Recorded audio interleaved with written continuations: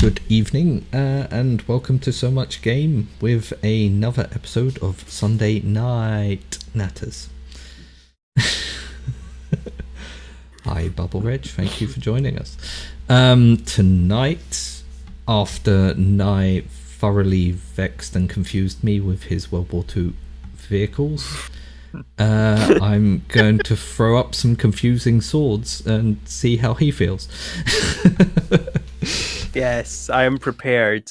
I will. We didn't talk about this, but I would definitely say that medieval, like the time when swords would have been used in combat, not my strongest suit. I'm familiar with the basics, like a gladius or like a long sword.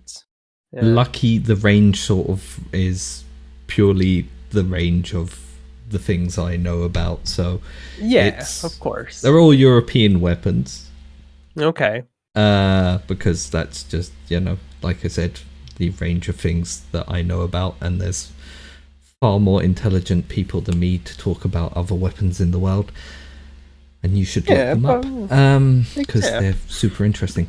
But and generally you're going to be sort of, I don't want to throw out a time zone but sort of late medieval Renaissance period, then onwards through the 1700s into the latest will probably be the 1800s. But Reg, I expect to know even less about swords than I did tanks, and my tanks knowledge was poor. Well, I don't think I'm going to know many of these swords. Most of them aren't too insanely difficult, or like the first few will be mildly confusing because deservedly so. You just look at them and go, and why? But there's a story to it, obviously. Of course, there has to be a story. Mostly it's just an excuse for me to talk about a variety of European martial arts, fencing schools throughout the history of Europe, a few characters here and there, and of course.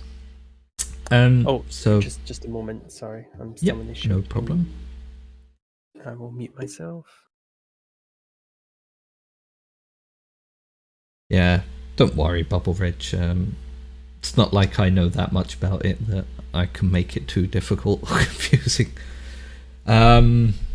The idea was just sort of to follow Nye's fantastic example last week and give you some fun and interesting facts about a bunch of things you may not have seen before.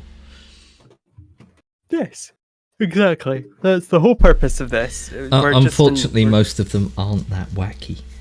They're just a bit weird. I mean, I would like to see someone that was both a sword and a frying pan. That would be very enjoyable. I toyed with that, to be honest. There's a few examples, and there's some like actual drawings from specific Fechtbücher and treaties about things like warhammers and mauls with basically a sword hilt on it and handles and grip and a pommel. So, and it's got crossbar hilt, and then it extends into a mace or a hammer. Interesting. Yeah, I probably would not. No pick up sword on the frying pans. No, a warhammer which has like a griddle for like cooking flapjacks or something. Well, not flapjacks, but they're called like pancakes and things. Yeah. Pancake warhammer.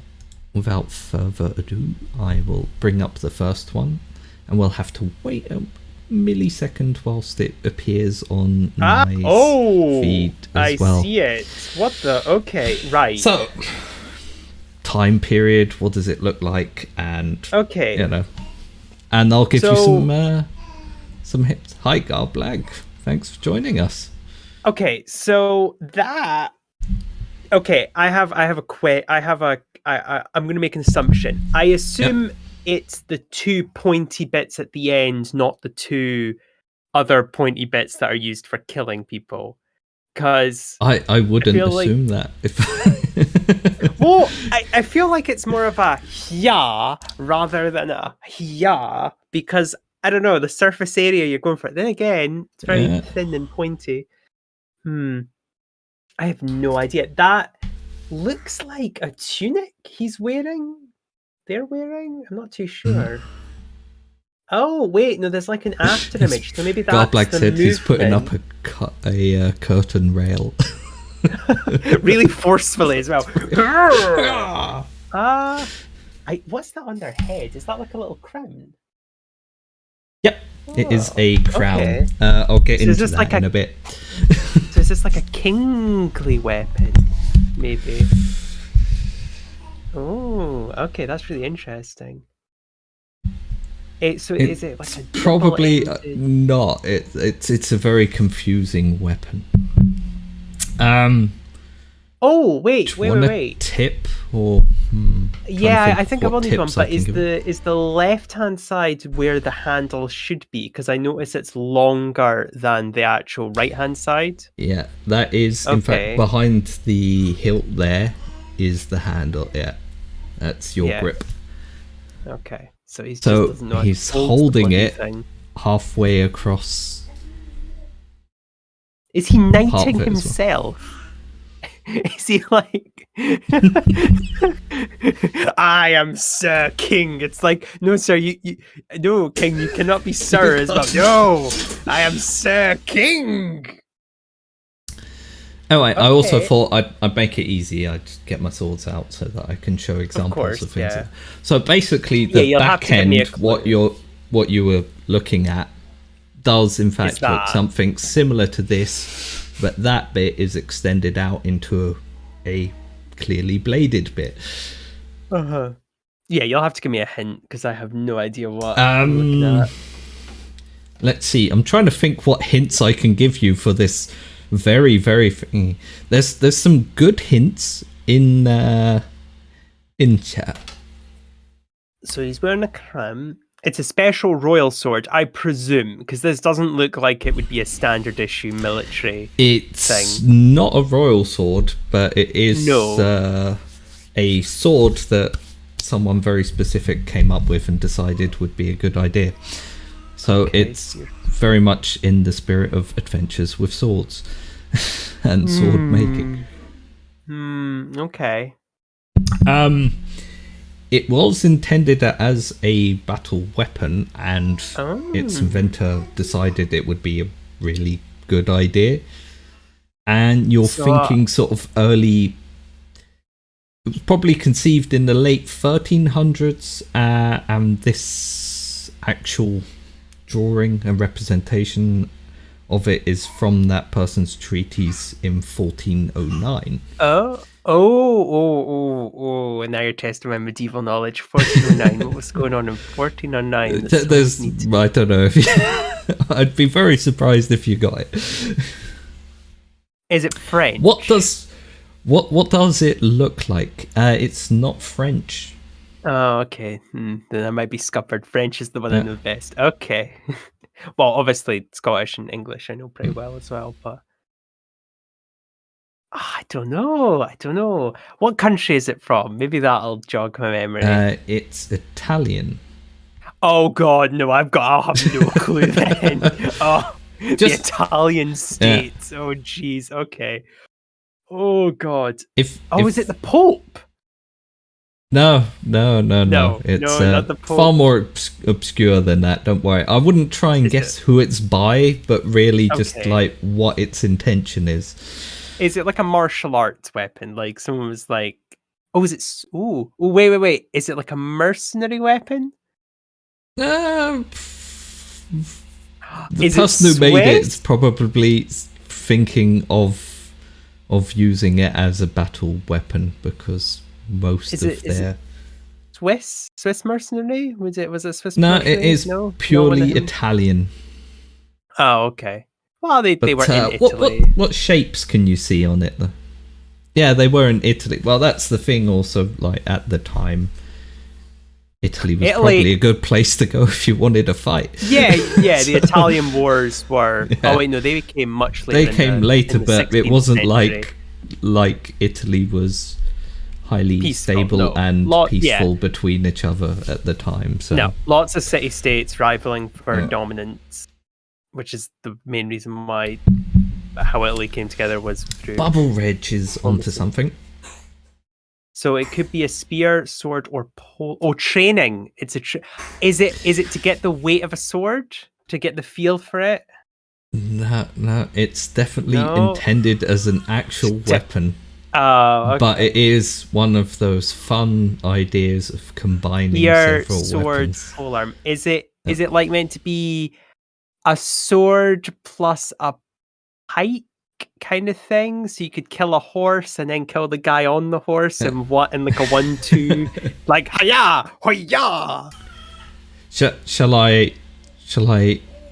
Yeah, you might read have to. From the description of the creator themselves. Well, himself. You'll have to. So this sword is equally a sword and an axe. No one's seeing an axe in that, don't worry. It should not have a sharp edge from the guard up to 6 inches from the point, and it should be sharp, and its sharp edge should be about 6 inches in length. The small rondelle under the hilt should be able to glide to about 6 inches from the point, but not beyond that. It should be well tempered and sharp, and pommel nice and heavy. All points well tempered, absolutely sharp. There's a lot of emphasis on it being really sharp. Okay. The front of the sword should be as heavy as the back, and the weight should be between 4 and 6 pounds. Which, to give you an idea, that's 4 and 6 Italian pounds of the time. Oh. Which is roughly 350 grams now. Don't imagine me some kind of genius. I looked that up. So it weighs, it's like a kilo. No, it's roughly long sword kind of size, 1.5 kilos in weight, something like that. And it should be, it should weigh between 4 and 6 pounds, depending on how tall and strong the man is bearing it. And this was a conceived creation by a man called Fiore Furlano di Cividale d'Ostria delle Libieri da Permariaco, something like that. All right, okay. Otherwise known to everyone in the historical fencing community as the much easier Fiore de Liberi. Fiore de Liberi. Yeah. And Fiore created one of the earliest still existing treaties on fencing at the time, called the Fiore di Battaglia, which is the flower of battle, in about 1409. Okay. So very early. I think the only text we really have from that sort of period that's earlier is the I-33, which was written by a bunch of monks, because in most cases those monks were retired knights who had nothing else to do. Yeah. And that's like purely about sword and buckler, so little shield, a arming sword kind of thing. Well, obviously, when the Pope, because for those who are wondering, there were points in history where the Pope was like, this is much later, but Julius II was like the warrior Pope. Like, he actually led armies and shit, which upset a lot of European countries because like, whoa, no, you can't be doing this, Pope. Anyway, I just love the idea of it's like, call the battle monks, and all these old monks got like, yes. That is the thing that we were alluding to with I-33, is basically it's written by retired knights about their actual experience fighting people.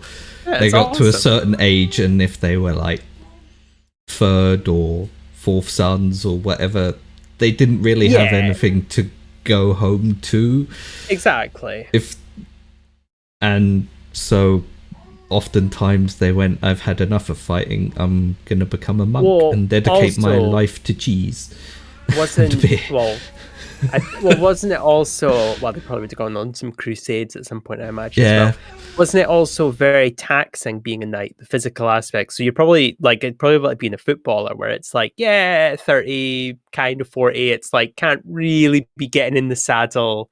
You know what I mean by like an active, that's like sort of like But on as the you other said, hand, they're if like you think about it, they were also kind of exempt of all the lion's share of the work that the peasantry did, and still got called up to fight if it came down to it.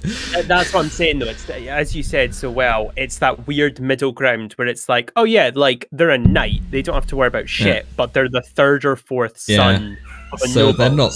They don't really have anything to come home to, and exactly, unless their parents can find someone to marry them off to, like, oh, you're going to Poland, yay! Exactly, yeah. Okay. Yeah. But Fury is very important because basically it's if you learn about historical fencing in Europe and you pick up longsword, you're going to be pretty much given a choice between the Italian school style, which starts with Fury, and the German style, which starts with Lichtenauer, and then you have Meyer and Mehr and stuff, but we'll get to those in a bit. But yeah, Fury himself was very much like the treatise is very much an early style one because it's clearly very focused on martial arts as a battlefield art. The movements prescribed in it, there's a lot of forward moving motion with the intention of basically pushing your way through a battlefield. And hence why he came up with this crazy weapon that could be used as an axe and a spear and a sword. And generally murder the hell out of people. He's also like, he doesn't mince words in his treatise.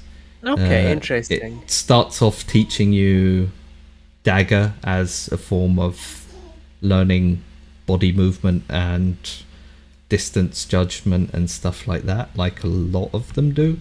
But it's basically like, if you ever get into a dagger fight, the person who's least maimed is the winner. So Jesus. Like, okay, thanks. Oh well, I still have both of my eyes, so I win. So I cut win. my fingers off. Yeah. What do you want to talk about this? Because this is an interesting thing. So you'll often see in a lot of military history, from all eras, this notion of like, what if we took two weapons and made them into one? That would be more efficient. And they always find out, no, it really wouldn't be. It's very rare. It's funny you should say that. There might be some of that going on later. Oh, Jesus. But yeah, so this is one that has also been attempted. Oh, okay. And it turns out that it isn't a terrible weapon and is pretty much what you would imagine it to be, a mostly like a weapon in the style of fuck off, I have a giant sword axe. Oh, okay. Well, so, yeah. So in that sense, probably knew what he was talking about. Yeah, exactly. But his fencing style is somewhat vicious. Let's have a look at another one then. I'll just get set up. Oh. And then we'll briefly wait while it appears before Nye. Oh, hello, Spiky Shields. Well then, that's impressive. I don't really have many words. Oh.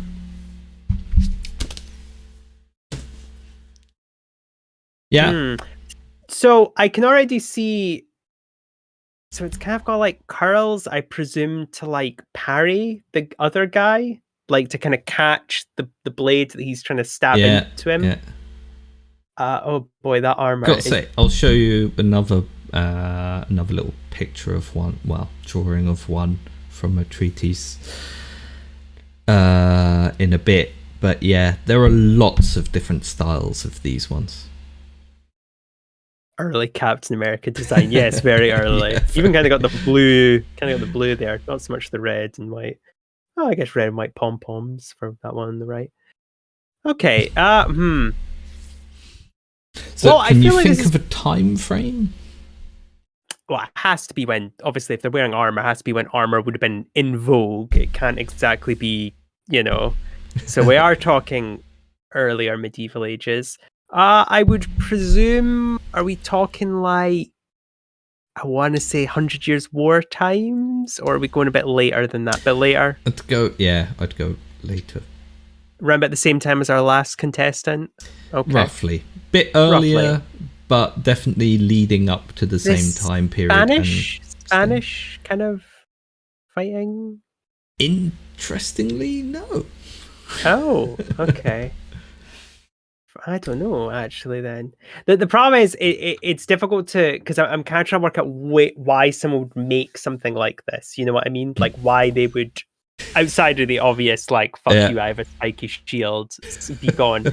Is this meant to be a doubling of a weapon to attack someone with, but then, like, hidebound, like, I have a shield? Okay.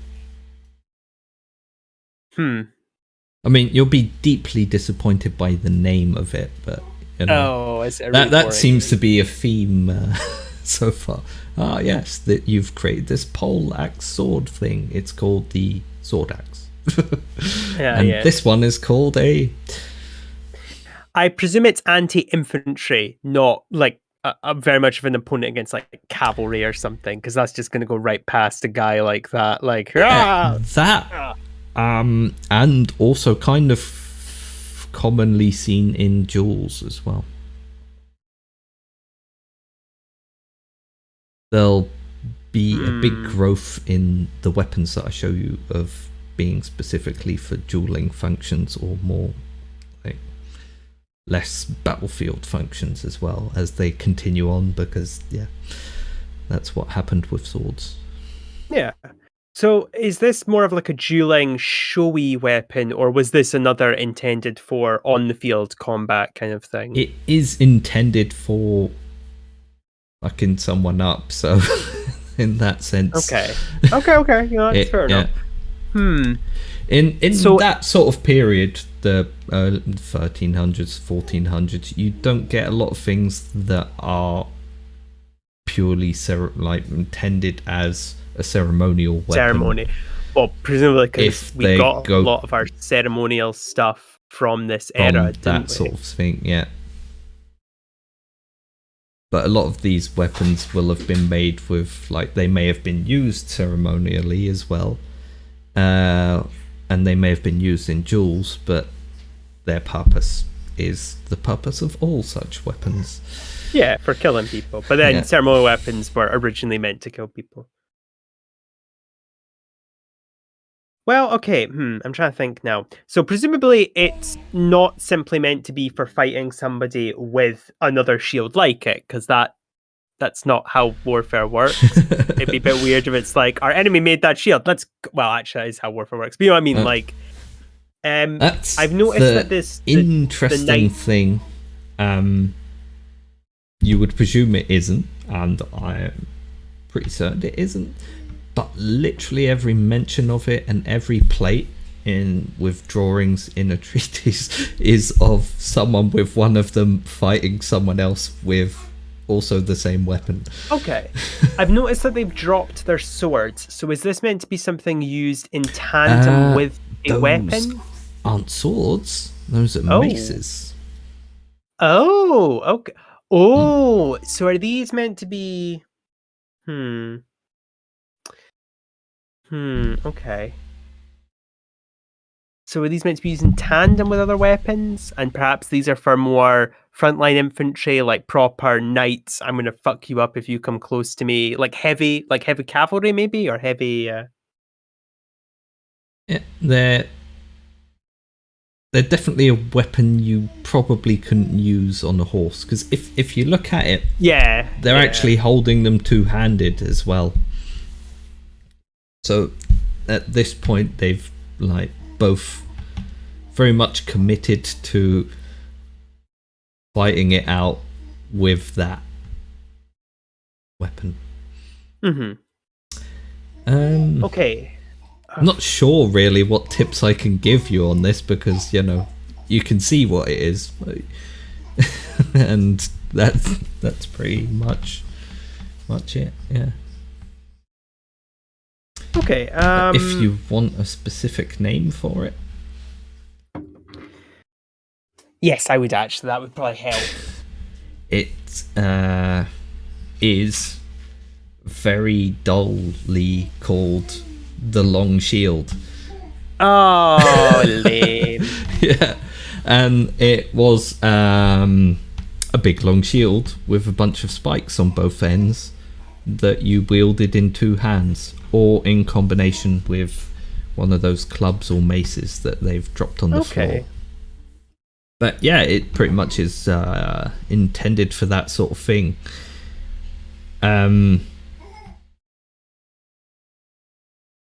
Not always completely armoured as well. I'll throw up another picture of one. But there's always some form of spike on the end, and it is always intended to be the actual weapon as well as a big defensive shield. Okay. The weird thing is, as Bubble Reg pointed out, they look really clunky to us, and you're like, well, what use is that as a weapon? The weird thing is, they come back in a lot of similar contemporary treatises on martial arts at the time. The earliest one they appear in, and that's where we'll get the region, is the Codex Wallerstein, which is a German codex. Oh, okay, interesting. Sorry. And after that, they appear in a bunch of other ones as well. So it seems like there was some use to them at the time, or they were at least commonplace enough that weapons masters or fencing instructors would actually know how to use them and show people how to use them. Interesting. I have a question, and I do apologize. Please tell me they're in skin-tight leotards with the St. George's cross on them. They are. That is... You get a lot of medieval treaties with some interesting clothing choices. Oi, oi! I have my giant shield, Sir Bellamy. Well, do battle with me. Sorry, I know, like, when you fence, you also wear similar attire. And obviously, it's not skin tight. No, I know, but I quite like the idea. We tend to wear baggier clothing or things with more padding protection. Yeah, makes sense. But I assume that... No, it looks pretty... I was going to say, I assume it's meant to be like a hauberk or something, chainmail, but looking at it, no, they're just pretty much in... Just saying, I can see the balls of his knees. That's how tight it is. I can see the perfect... Yeah, obviously, though... You get... in some of the Italian ones, they tended to go with like, you know what, everyone should be naked. Well, it's also because of how artists, I'm not going to get into this, but it's also how artists at the time chose to draw and to depict life. But one of the interesting things is a lot of effort was made in fencing treaties to get people to draw specific scenes accurately. Because obviously it wouldn't have been of much use as a teaching tool if, the person who's drawing it takes some artistic license with it, and of course, and this was understanding exactly, and the form and and the physicality of it is important to understand. Before you could just take and that leads me, actually, talking about their skin-tight leotards, leads me back to a bit I forgot to talk about, because you mentioned it with Fiore. So the whole... I'll get the book again, it'll be easier. The whole idea is, if you can see that there. Okay. Oh, hello. I'm pulling your arms, sir. Yeah, that's a form of wrestling in the book called... Well, all the books start with wrestling and dagger, because that's the core of learning your body mechanics. And the Italian style that's in there is called abbracciare. You had a German style called Terrengen, and then you have all of the various other styles, like in England you had Chancery and that sort of thing. But anyway, the whole point of the crown is that person's the teacher. Oh, okay. So is that each specific bit starts off with the teacher showing an action. Interesting. Against the pupil. Oh, and that, by the way, is most likely Fiore himself, who had himself drawn into his book. Of course. Duh, obviously. Looking rather grim and angry, which sounds about right. Everybody knows the reason you write books is so you can have that, like... So you'd have that picture at the back, like, oh, what should we do with that? And as you might have noticed, he had the crown on as well. Yeah. Okay, so I love stuff like that, because for those at home who might not be aware, one of the big issues with drawing art, especially in the medieval period, was trying to convey certain aspects in easy to understand means. And I never considered that's an amazing way of doing it, putting a crown to show they are the... So that's the teacher. They perform an action, and then you get after that you get a plate with the student performing a counter action to that action, and then after that it usually ends with a counter action. Okay, that's amazing. That I never considered that. But it makes total sense, because you can't, like, for context, you wouldn't be able to, like, write just above them like, this is the teacher, or, you know, this is the whatever, because that kind of conflicts with their principles on design. The main problem is Fiore's book is probably the only treatise that has that. All the rest is apparent out of context, but you know, some of them are a bit of a struggle, like, who's doing what here? Interesting. That's really... Especially when you live in a time when all of these martial arts have been long dead for the most part, and you have to try and reconstruct them using the information to hand. That's history. That's history in a nutshell, isn't it? Even recent stuff, you've got to recontextualize it, because you're like, that's really cool. We should at some point do... I'm saying this in like a fanciful way, like an alternate history where all our fanciful ideas came into reality. So like it's like the floating hovercraft tanks of the Soviet Union. We gotta do a Soviet Union with floating tanks, and we've got to do like an Italian wars where everyone's just charging each other with giant shields, and they're like, Well, yeah. Captain, and then one person goes, but can't I use this big pike? And they go, no. That was... Ooh, that's a really good question. I will ask this though. I will ask this though, Reg. Do you mean the fighters themselves, or do you mean in like a general warfare sense? So I can tell you the general stuff. Yeah. Wow. General warfare is very similar throughout history. You have probably a core of very good fighters. Yep, that's exactly what I was about to say. And then you have, especially then, basically a lot of rabble that got called up. There are a lot of countries, like for instance, in Britain, one of the big things for the first Italians that started traveling there to teach martial arts, they noticed that every single farmer in the field, while they were out in their fields, they had their weapons stashed against some tree somewhere, and they were like, all of these people are armed all the fucking time. Yeah, well, and you've also got to bear in mind, like, there was the stuff with Henry VIII, where was it Henry VIII or Harry, his father, where it was like all bowmen should be, all men should be trained in bowmanship. And talking about that at some point, I'm going to get to the whole meaning of the word swashbuckler. But there you go.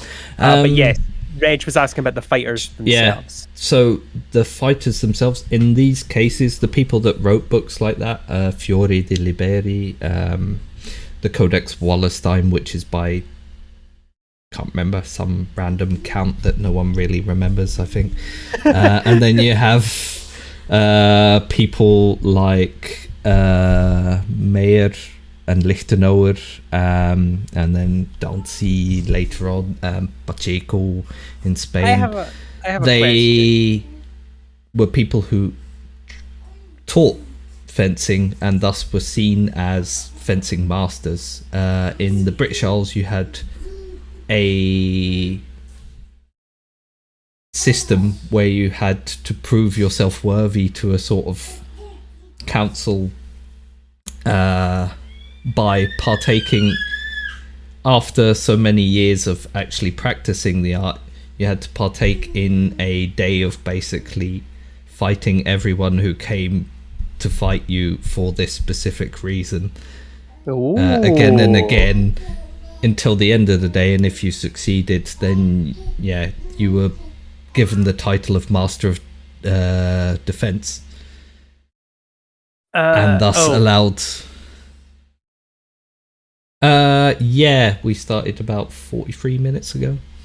Yep. So we're into the second weapon. So there will be a VOD. So don't worry, you can. It'll be on YouTube later. So to come back to Bubble Reg's point and then answer your question after that, a lot of the people trained by them paid a lot of good money to be trained by them and were probably shit hot fencers. A lot of other people, it was dependent on who trained you, how good you were yourself, how much time you had to practice, and there were definitely people who were more artful at it than us trying to reconstruct it nowadays, but there were probably also a lot of people that were as good, worse, and significantly worse. Exactly. What I was going to ask, and this is kind of a question that I would like to cover overall, but in a kind of, we'll cover it now. How mainstream are the weapons that we've seen? So the first two scenes so far, would you say, have you found, like, what, in the case of our first weapon, that was the first one is pretty unique. That was an idea that Fiore had and might have come into fruition in small scale around Fiore and the people he taught, and his patron, because obviously all of them have a lengthy start page where they profess their everlasting and eternal love to the gloriously great leader who gave them a load of money to write the book to start with. Of course, yes. And the money has nothing to do with that. No, the money has nothing to do with it. It's just because they're that fantastic. I might read a bit of one when we get to the rapier ones. Or the noble. Yeah. This is what you make with my money? The ones from actually that's a good sort of talking point here. So part of this was also, there are a lot of texts and weapons and things like this, like the long shield and stuff, that we only really know about today still because of a German, I think he was in charge of finances for a town called Paulus Hector Meyer, and he really loved fencing, and he loved everything about it, and he wanted to collect the largest collection of all these books he could find and condense them into his own volume. With the most glorious pictures that could be drawn at the time. So, amongst his other embezzling, he embezzled a bunch of money for that as well. Remember, kids, when you want to create your dreams, embezzle. So history has ended up with Hector Paulus Mayer's treatise on the collective German martial arts knowledge with great pictures. He unfortunately got found out and hung. So every day on that year, HEMA celebrates Hector Paulus Mayer Day. That's awesome. A celebration of the great embezzler who left us this treasure trove of information. It's something people don't really consider, but a lot of our understanding of history comes in a bizarre way from historians. And I think that's one of the lovely things about learning about history is so often it comes from the people that love history. It's a self-perpetuating cycle of, well, I think I should talk about this because somebody might want to read about it. Plus, I think it's really cool. I mean, when you get down to brass tacks, like people like Herodotus, the father of history, is a bit of like, I just want to remember this. It's pretty cool. I like history. Exactly. Obviously, he embellished, which is a thing that all famous historians have. Well, not all of them, but like you'll read something, you're like, I think you filled in a gap there that you shouldn't have. But that's amazing. Yeah, oh gosh, that's so cool. I just love it. It's like I love swords. So what was your actual question again? Sorry, that was the question. How feasible would these have been in a kind of larger scale? Because obviously we have the rapier, and things like that. Yeah, well, we'll get to those, and then I'll discuss the whole difference between civilian weapons, military weapons, and stuff. Because that's sort of where that split starts to build exponentially. But these sort of things, they definitely existed, and they existed in enough numbers that they were found in a lot of different fencing manuals for the time. As to whether they were in great use, I wouldn't like to say. I don't think they probably. That is also very true. Historians got to eat, so you got to write about this stuff. Yeah, that's that. Why do you think there are so many books about Napoleon, World War II, and the Romans? Because while they are fascinating subjects, that puts books in hands, so to speak. So on books in hands is food in mouth. Exactly. You want to talk about ancient Sumerian taxation law, you can go right ahead, but only two weird folk in like in a museum somewhere are gonna be like, yes, the new issue's out. Woohoo. Right, but that's also lovely in its own way. Okay, I'm ready. I'm loving these.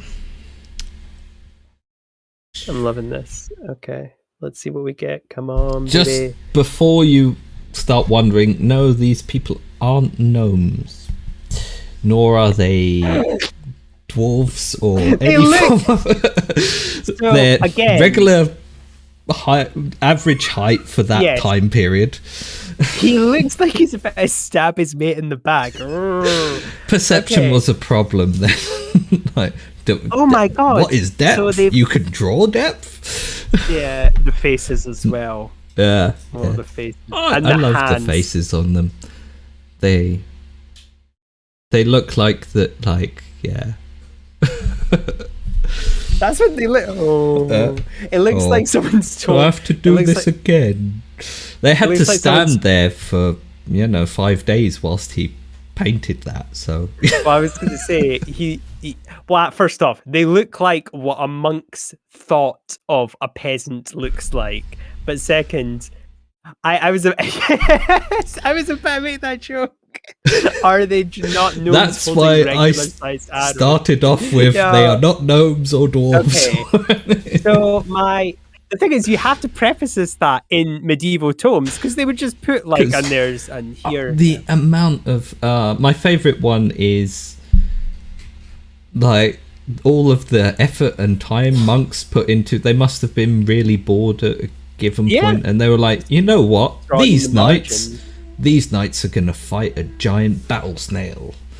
The snail will have spiky shells and clubbed out. Well, it's also because, fun fact, when most of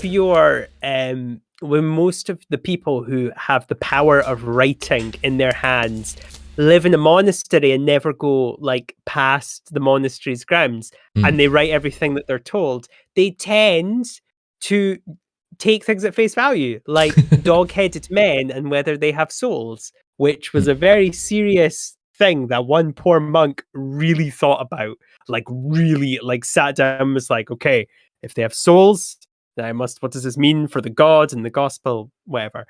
Okay, so they have fletchings, the feathery bits on the arrow. So I presume these things were fired because there's no value to having them. No. Surely. Really? Yeah. They weren't thrown, nothing like that? They were thrown, yeah.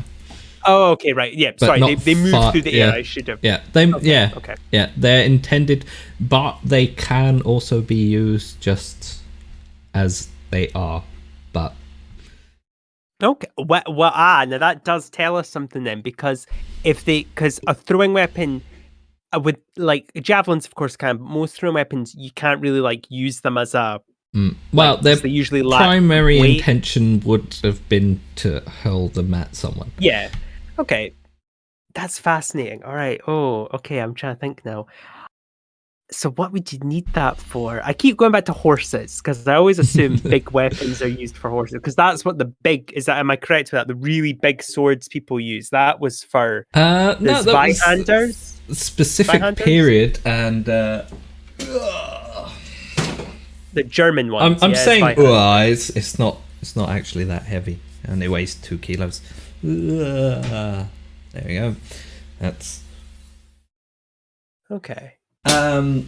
So that was basically a 50-year period, but they've just stayed in people's psyche because it's just a giant sword and people find that cool. Their intention was mostly they were used a lot as a bodyguard weapon. So if you're transporting like in that case my one's a montante, which is the Spanish version of it, but they're all basically the same weapon. Yeah, of course. And they describe certain situations where you're walking some princess or whatever down the streets and you get set upon by a gang of thugs intending on murdering you all or whatever, and ransoming off the princess. Presumably you have a big off weapon that can keep several people at bay at the same time. Oh yeah, no, we're talking about the big sword bubble, right? Oh yeah, not the arrows, but they're not arrows, by the way. Well, that's a thing people. Beyond that, it was also used. It was mostly used in the context of singular bodyguards or things like that to keep a group of people away, because you're making big movements with it, and the idea is that they're big, dangerous movements. Well, see, they're not. That's the thing. Bubble Ridge, sorry. They are not arrows. Haha. Here's the thing, right? Because this is something that we don't talk about with weapons. A lot of people don't recognize. This is still the Zweihander, the big swords. I keep calling it Zweihander. That's the only name I know of. So the German name is Zweihander. Zweihander. The Italian name is Spadone, and the Iberian, basically, because the Portuguese had a very similar word for it, is Montante. And the Scottish word is "get the fuck out." Yeah. I can't remember the Scottish word for it as well, because it's one of those difficult ones. No, because we're gonna get to that, and then lovely. I was about to say they do look like lawn darts. They do look like big, scary lawn darts. So I was gonna say now, I was gonna answer this. So I'll say that first. But I'll say this first. A lot of things people don't consider weapons, and I talk about this with anti-air.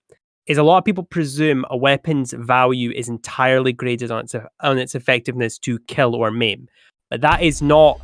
That is actually the secondary function to most weapons. A weapon's ultimate goal is to make someone not want to attack you, and a weapon's power comes from that over how good it is at attacking someone. Well, like the Napoleonic period, what was the primary use of a cannon? Cannons could hurt people, and they could but they never killed as many people as they frightened. Exactly. Cannon's goal, most cannons for pretty much their entire existence, got more mileage out of just being like, I don't want to be on the receiving end of that fucking thing. Anywhere near that. Cavalry is another great example.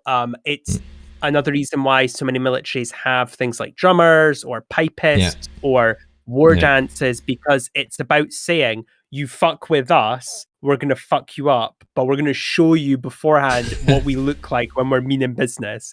And it does work. But back to the not arrows.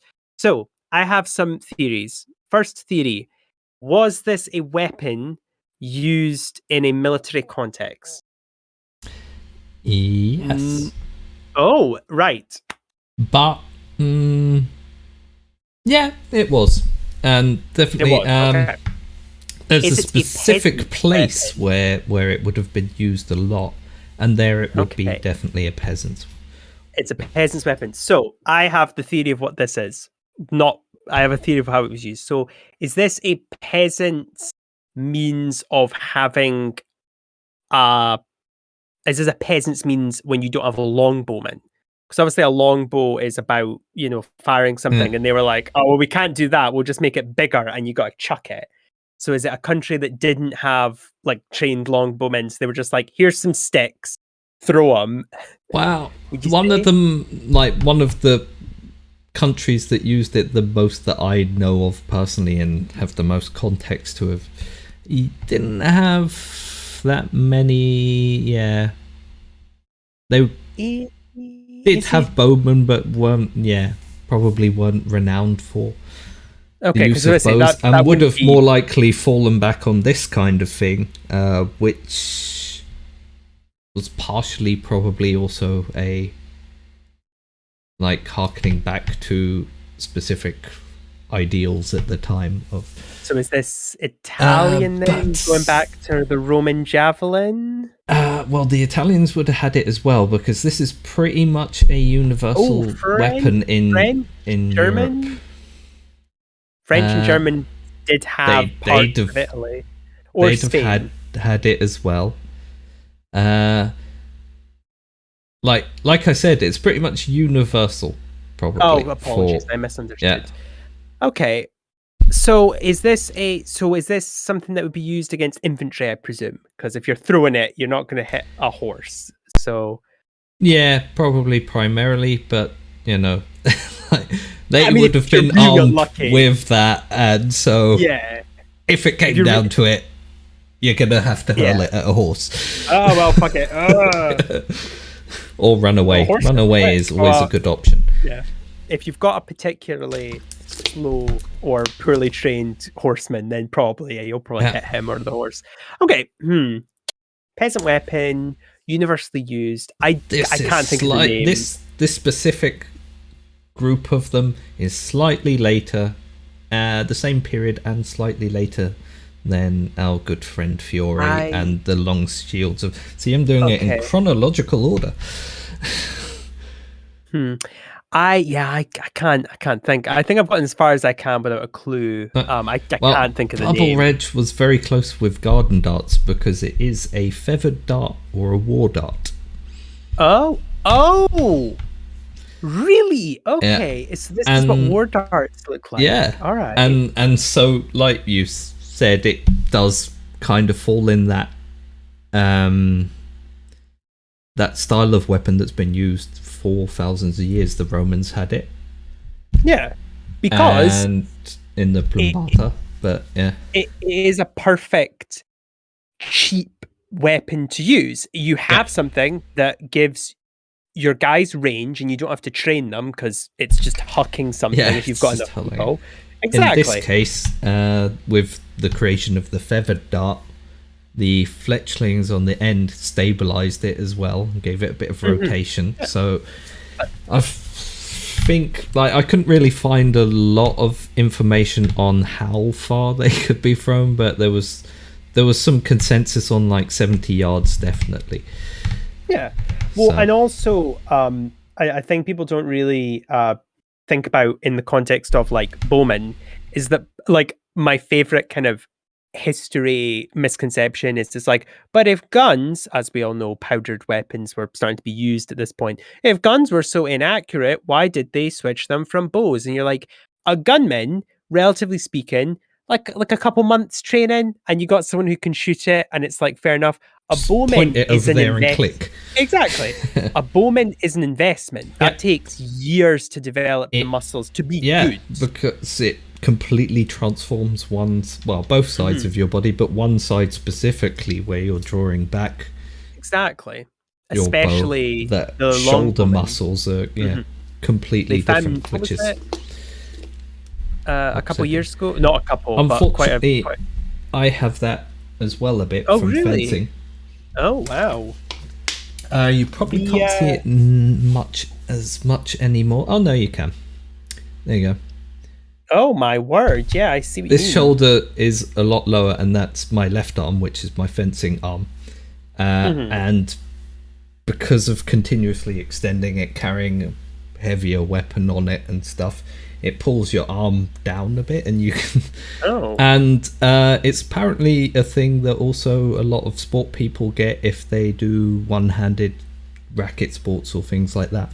Oh, so badminton players will have it as well.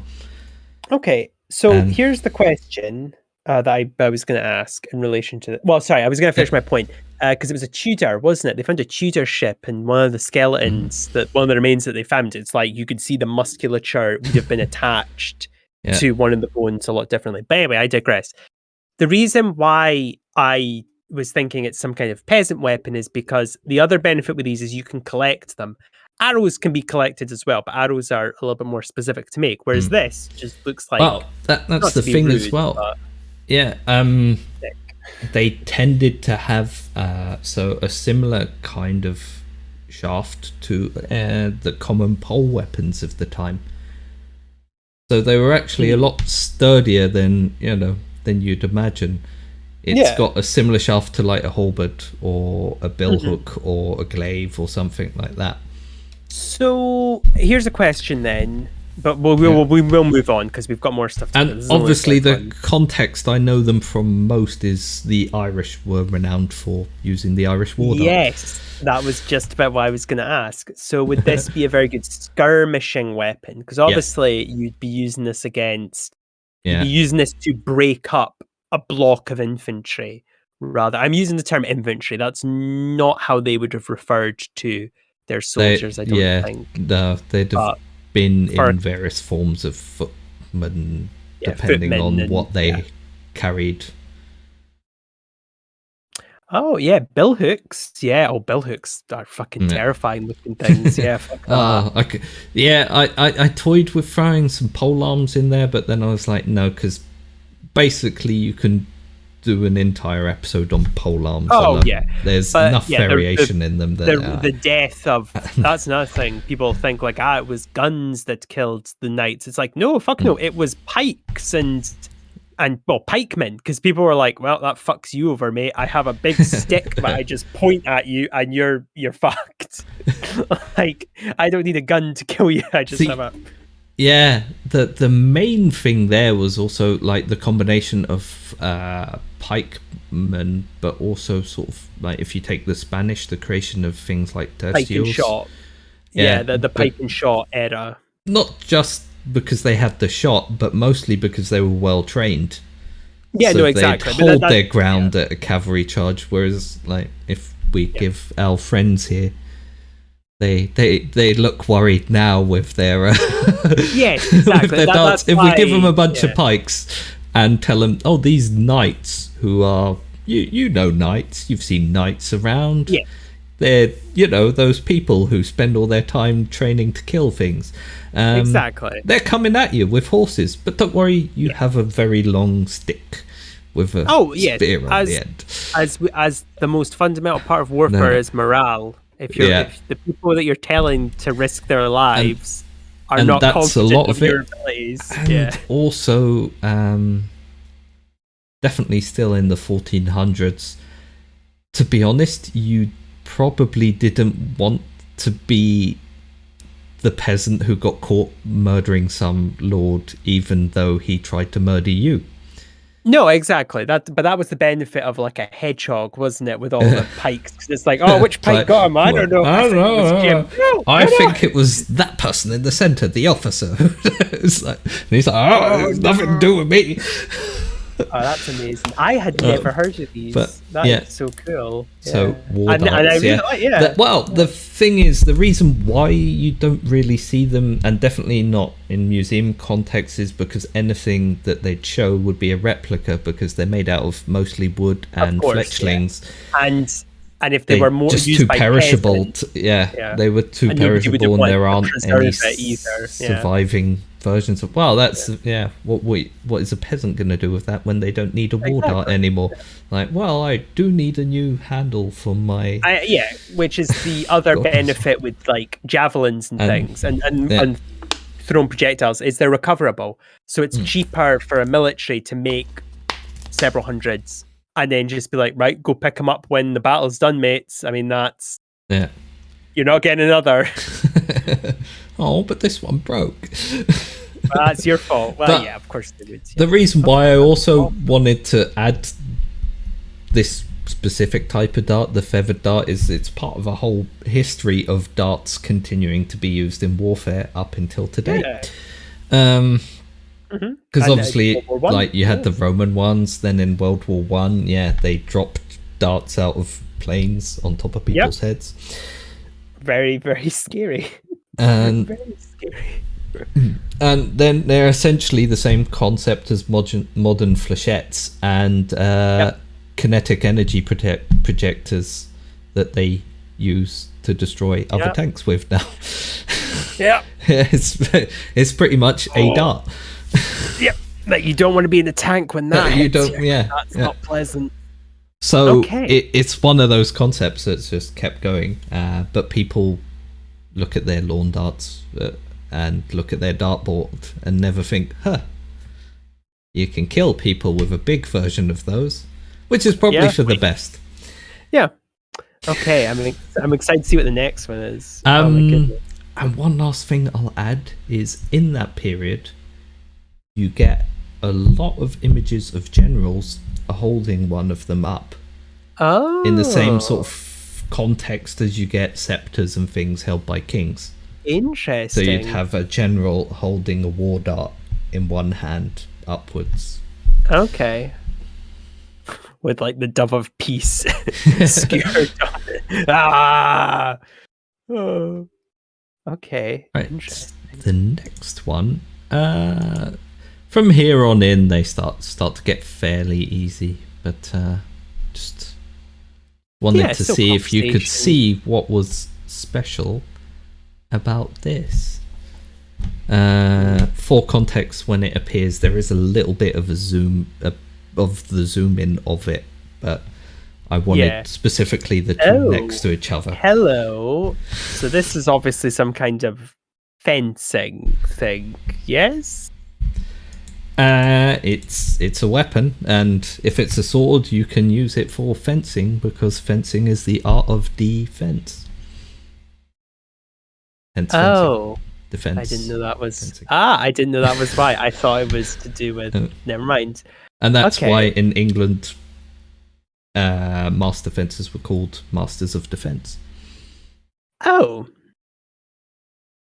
Well, this one was the first sort of there were a lot of historical bubble ridge. There were a lot of historical weapons that were tied to specific like even down to daggers. You had dagger and sword combination indicating you're a knight, for instance, and in this case, it's sort of the growth of the difference between civilian weapons showing off that you're a rich burgher somewhere who can afford to and also needs to defend themselves, and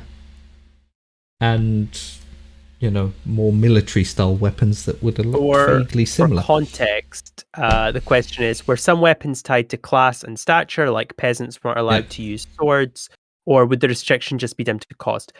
I would say, to throw my hat into the ring, cost was the biggest, was the major factor, because a sword costs very pricey, roughly the same as a sword costs now. Except if I pay 200 to 300 euros for a sword now that will last me a lifetime, if a peasant in the Middle Ages had to pay that, they would not earn that in their lifetime, so they wouldn't even be able to buy a single sword. Also worth noting, yes, some countries over the centuries did have laws, but it was not a universal, this is how. It's not the same as like tax laws or something. They were specific to certain parts of a country, sometimes even certain cities, and it was to do with specific things. What I will say, though, is you've also got to bear in mind... Famously outlawing the use of the basket hilt sword in Scotland. Oh, I didn't know that, but... And that's why lots of people in clans who felt like they really wanted it would join the British Army so that they could, if they became an officer, they were allowed to wear it. Okay. What I will say, though, to answer the question as well, though, just as I was pointing out, there's Zweihander as well, because that, like in Maximilian's Holy Roman Empire, if you were carrying that, it would indicate you were a doppelsword. So you get double pay because you were a master of warfare, and likely had a very short life ahead of you. What is worth bringing up, Bubble Edge, which I'll hope, because don't worry, we will talk about the swords. You have to remember that for a lot of peasants, especially in the feudal system, they had stuff they had to do. They had to farm just to survive. Just below peasants were serfs, and serfs didn't own land. Like, they had nothing. No. Literally, they lived on land by the grace of the ruler of that land. Peasants did, but it was a weird... oftentimes they had to pay taxes. They were usually the people that paid the taxes. And also they had to offer up part of their time to work on land owned by their feudal lord. Exactly. Yeah, that's what I was about to say. But no, it's all right. It helps to clarify. But the reason it's worth bringing this up is there was no benefit to like having weapons just lying around, and they only Unless really were English, armed. Apparently. True, but then you've got to remember the history of England, both the civil war that they had, the constant fighting with France, and also this weird thing that's never really gone away, where it's like Britain has to have a professional, a standing army. But I say all this because nobles will have had weapons because they had the time in their life, and I say this as politely as I possibly can, Lewis, to fanny about with them. They could practice fencing because they had the money and the time to do it. A peasant had to worry about putting food on the table. A noble didn't. But it wasn't like a peasant would be struck for holding a sword. They probably would if the person assumed, they'd nicked it. Well, that's like the case as well. It would have just been so expensive that if you saw a peasant with a sword, you'd assume that they've stolen it somewhere, and you'd be like, give that back now. Plus, you wouldn't need it for anything other than to pawn it off to someone else who probably would equally not want it. Hope that's answered the question. That was a rambly one. far from me. That's sort of the thing that you get with the middle class, as it appears, is they also started having more time to form these guilds, because a lot of these fencing guilds that I've been talking about were guilds more for the middle classes, the burghers and that sort of thing, than the actual nobility who would have had a fencing master on retainer basically to teach them from when they were a child. But fencing guilds would be groups of people, shop owners, masons, things like that, in all of the sort of artists and merchant class that was appearing, who had a little bit more leeway time-wise to pranny about with swords, and also the money to pay someone to teach them how to do that and buy decent weapons, which, yeah. Because we'll get to some peasant weapons at some point, maybe. But what I will say is, once again, our good friend Hector Polis Mare... Is this one of his? He also preserved a lot of information about martial arts using peasant weapons, such as the sickle, the scythe, and the threshing flail, and a bunch of things like that. So interesting. Good on him. Yeah, it's a shame you stole all that money from the town. Yeah, that's not great. I don't know. In some ways, I'm like, it's not great, but they weren't using it. They were mostly trying to hoard it. As people, it wasn't like they were going to use it for great social reforms anyway. No, I don't think so. You know, not ever in some situations. He misused it before it was misused. So, I'm trying to think now. Is that thing attached to the blade any reference? Because you said it was zoomed in, or is that just... So there's a little bit at the bottom, in the middle, that is just the zoom in picture, so you can ignore that. It's basically the bottom one is exactly the same as the top one, which should give you some indication. Two-handed, two swords. It's intended to use two swords by a single person. Is it like at the same time? Is it an actual sword, or is it like a really long dagger, or is it they're swords. Only thing you probably would have is they would be slightly shorter than common versions of their type. Would these been the versions of their type are wildly different in length and weight and everything, pretty much. What kind of sword do you think it is? Is it a rapier? They are rapiers. Okay. So what do you reckon it is? They look very similar, don't they, those two rapiers? They do. Oh, is it... Wait. That's a good question. What were there any countries that specialized in two sword fighting styles? You hit it right on the head. But really, it's a specific city as well. The style itself is referred to Florentine as Florentine. Florence. So from Florence, right. Okay.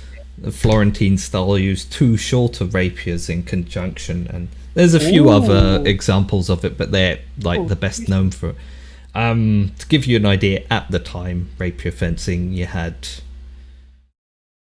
In Italy alone, you had Florentine, you had Bolognese, you had people like Nicoletto Giganti, Fabrice Camillo Agrippa, who's sort of the birth of a lot of those styles, Capoferro.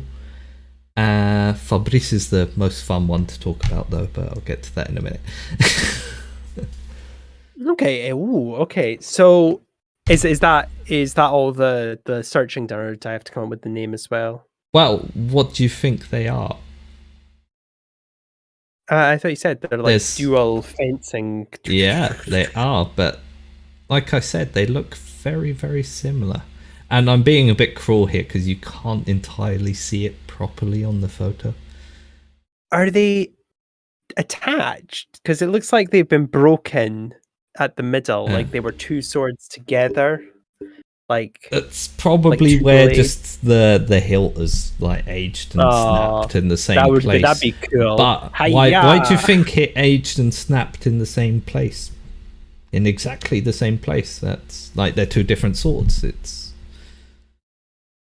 I feel really dumb. I don't know why. I don't know. It's what's known as a case of rapiers, and they actually fit together as one weapon, and you can pull them apart, and suddenly, haha! I have two swords. That's what I meant, though. Like they were two swords together. Yeah. Right. Okay. Yeah. That's why. Okay. Sorry, I got confused. I was like, no, it's fine. You kept saying they're really similar. I'm like, oh yeah, like they're two swords together. Sorry, I didn't explain that very well. Okay, that's pretty cool. Yeah. Oh, right. You mean that the blades wouldn't be two separate blades; they'd be one blade, and then you could take them apart. They sort of. That's the thing, though. They're sort of like the blades themselves are kind of hokey because they fit over one another, but there's still a kind of gap in between it. Yeah, of course, because there wasn't machine. But if someone's swinging a sword at you, which you're not going to notice. Don't do that with a rapier, by the way. But you're probably not going to go. I think he's suddenly going to con me and turn them into two swords. Okay, so what were these? What were these called? So it's called a case of rapiers. Oh, right. Sorry, I thought that was like a technical, like the thing they were kept in was my confusion. Okay, interesting. Go on about the rapier for a fair bit because it's my weapon. Of course, yeah. This is mine. Oh, cool! Poke. Very cool. And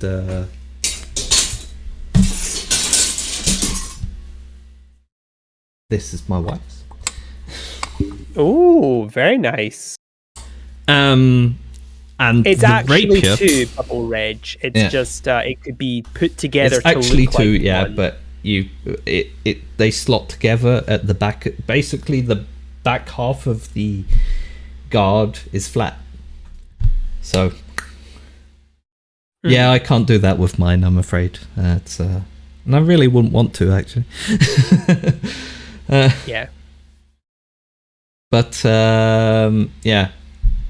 the rapier is sort of where you start to get that definite split in civilian versus military weapons, because you have something very similar at this time called the side sword, which also has a complex hilt and looks a lot like a rapier, but is made for more of a chopping action, has a thicker blade.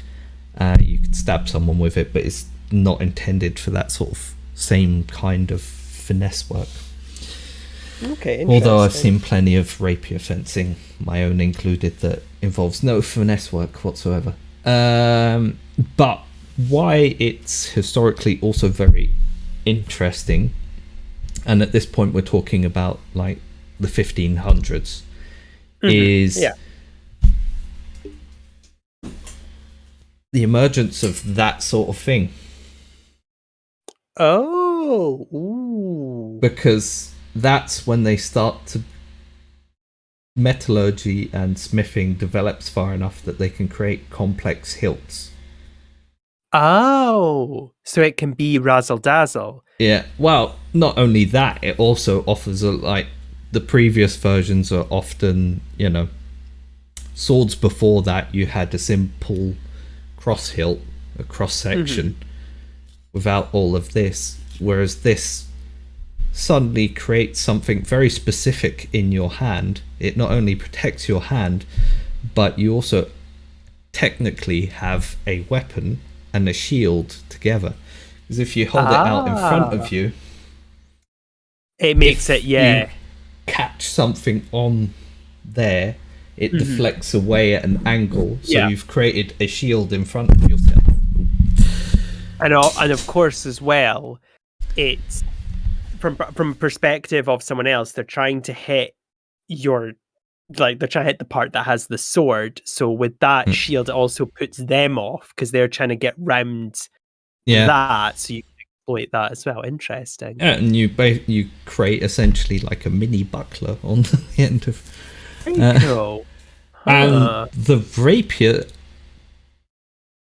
pretty much, it stayed in some kind of use, and was still in treaties that were written up until the 1700s.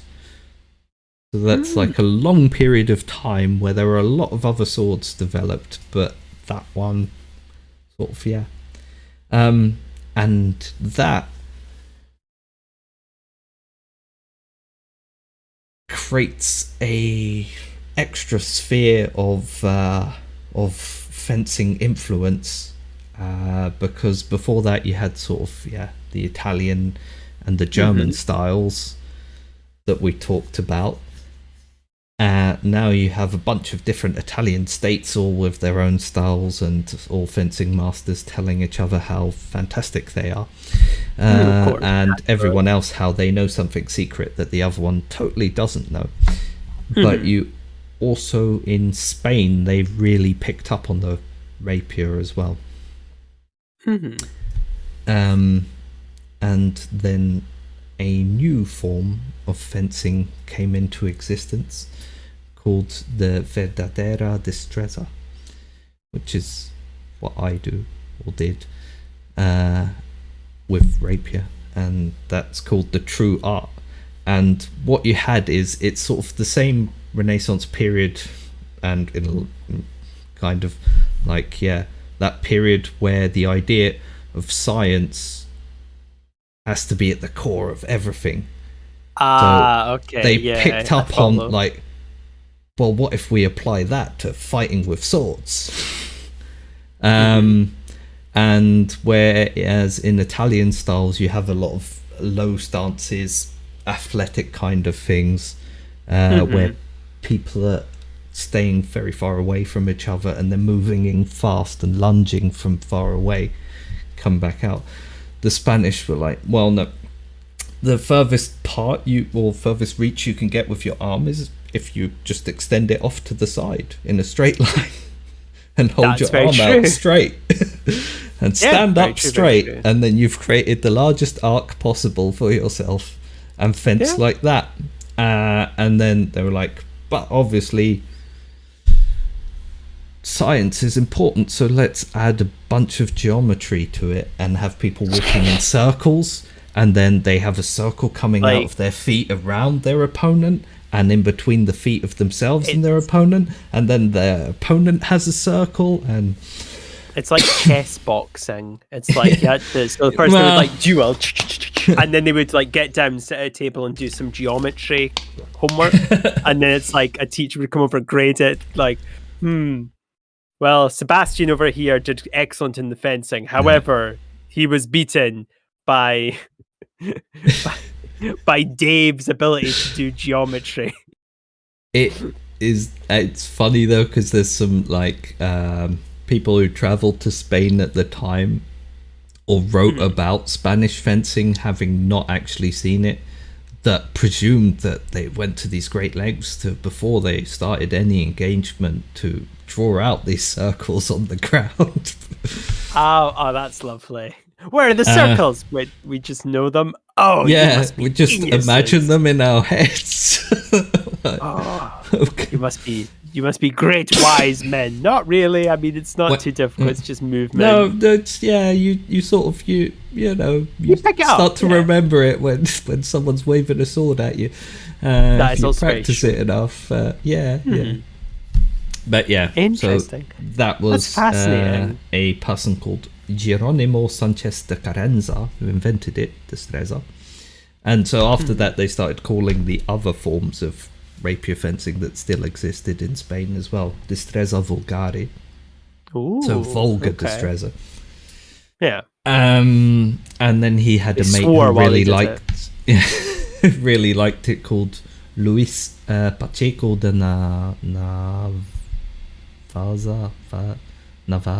Navarra. Love it.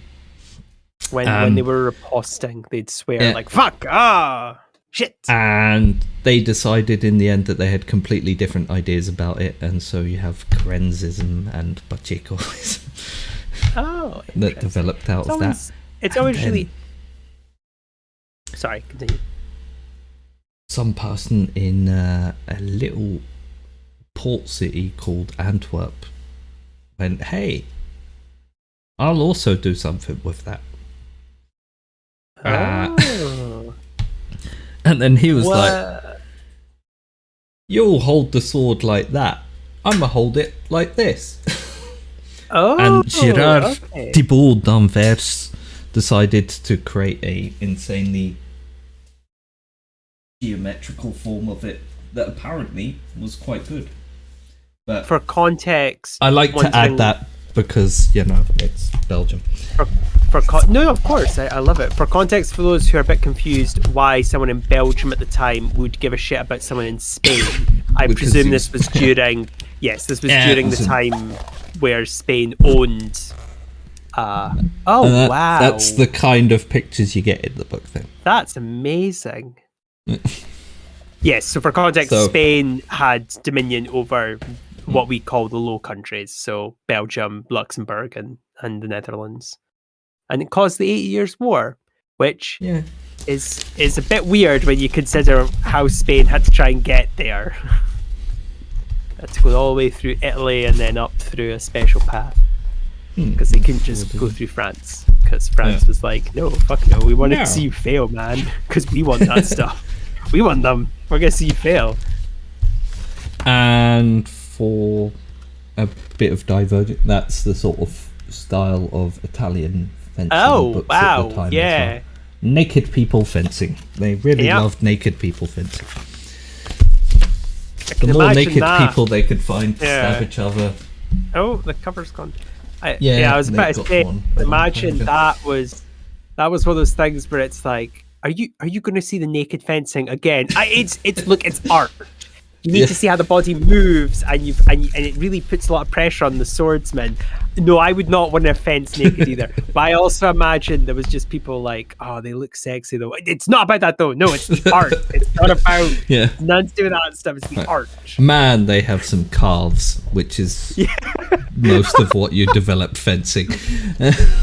Those are some thigh muscles and calves. And weird shoulder muscles from holding a sword out at arm's length for hours on end. But and that's German Joachim Meyer, which was 1570. So it's contemporary with those kind of people, but harkening back to the ideas of longsword and stuff, because at that point, those kind of fencing guilds in Germany were about teaching people how to fight with swords, but also in a more sportified version. It was more of a competitive thing than it was the battlefield art that like Lichtenauer or Fiore were teaching a century before that.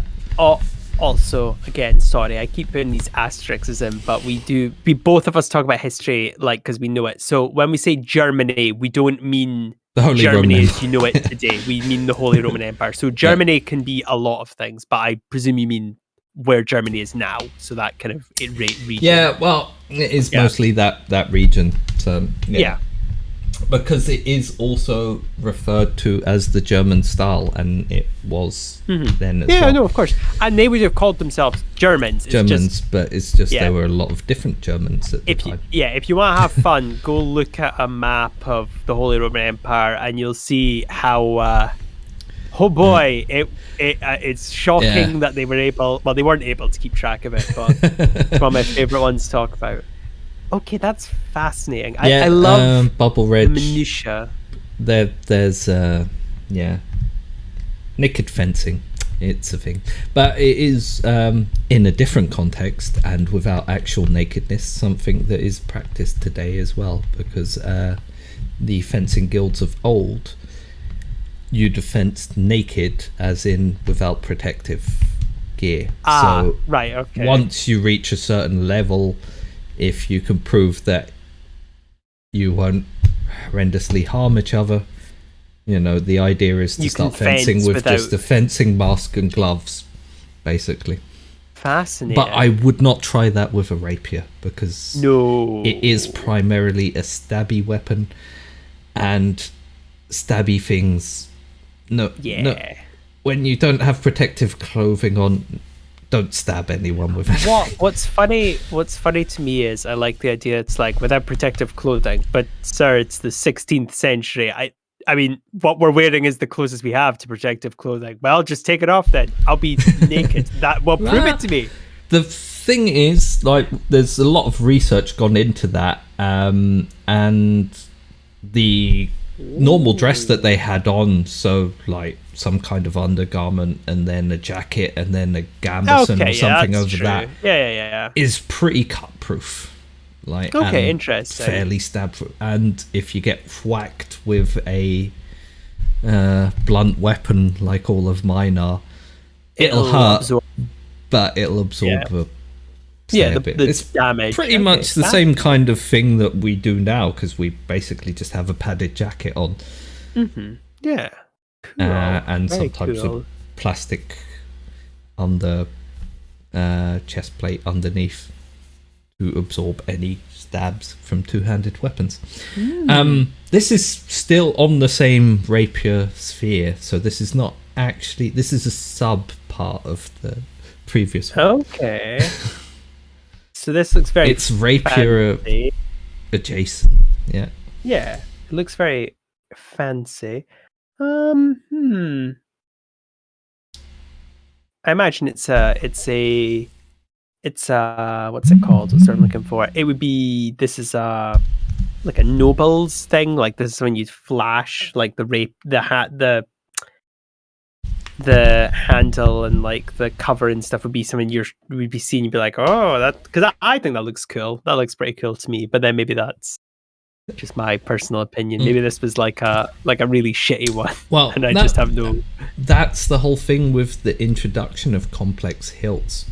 The more money you had to spend on something, you could have a beautiful weapon and still have it be functional. And especially for civilians, they were like the burgeoning middle class, and they wanted to show off the fact that they had this wealth. So there are some insanely, like, the Spanish ones. Decorative. Well, one of the things with the Spanish as well is you had this whole subclass of nobility called Hidalgo that didn't necessarily own any land, but they were still better than you. So they had to find some way of showing off that they were better. And so they'd often pursue military careers and things like that as a means of both stealing a bunch of money from other people, which is called, I believe, the spoils of war. Yes. Baggage chains. And also gaining enough glory that they could, walk around town with their... Yeah, with some swag. Yeah. But then you get a lot of these Spanish-style rapiers with a cup hilt, because that was very Spanish, and definitely for Destreza.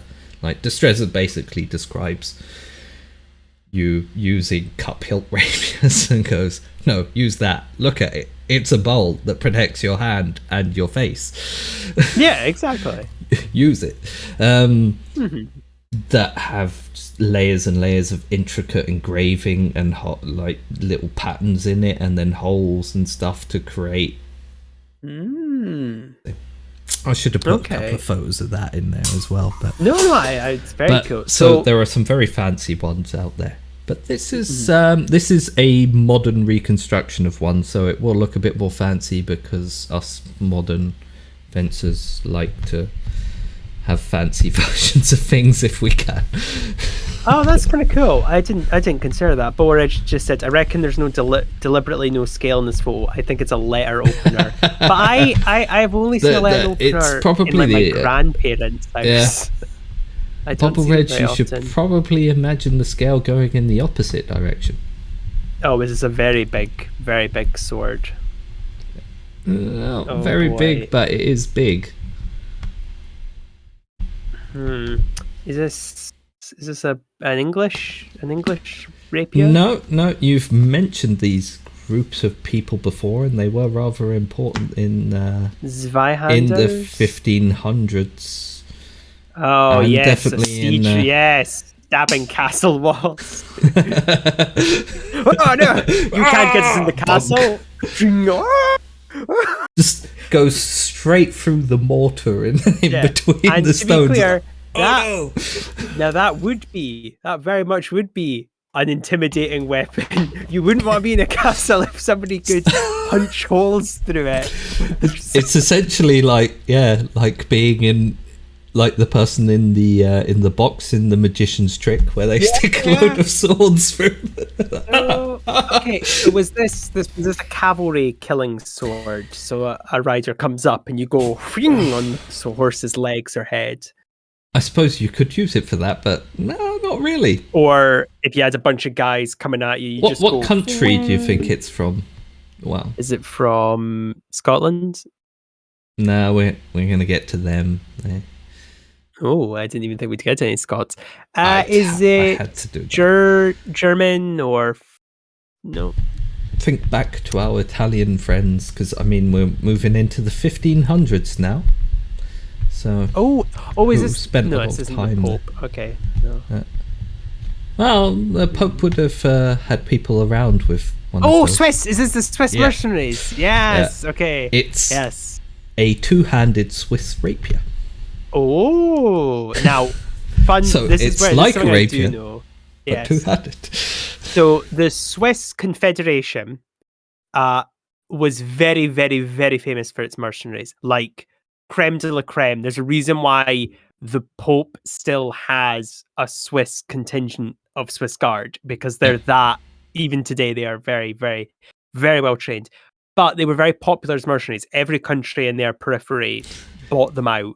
And they would have been your really good soldiers that you kept around for that. But I do know that they had big swords. I just didn't know that this is what the big swords looked like. So well, I know they this had is not a bunch big, of different but big swords, but this would have been one of them. The Swiss rapier. It's a two-handed rapier for some reason. I don't know. Why not? You know? But most of another reason why I wanted to do that, but now I kind of feel like talking about the Swiss for a bit as well.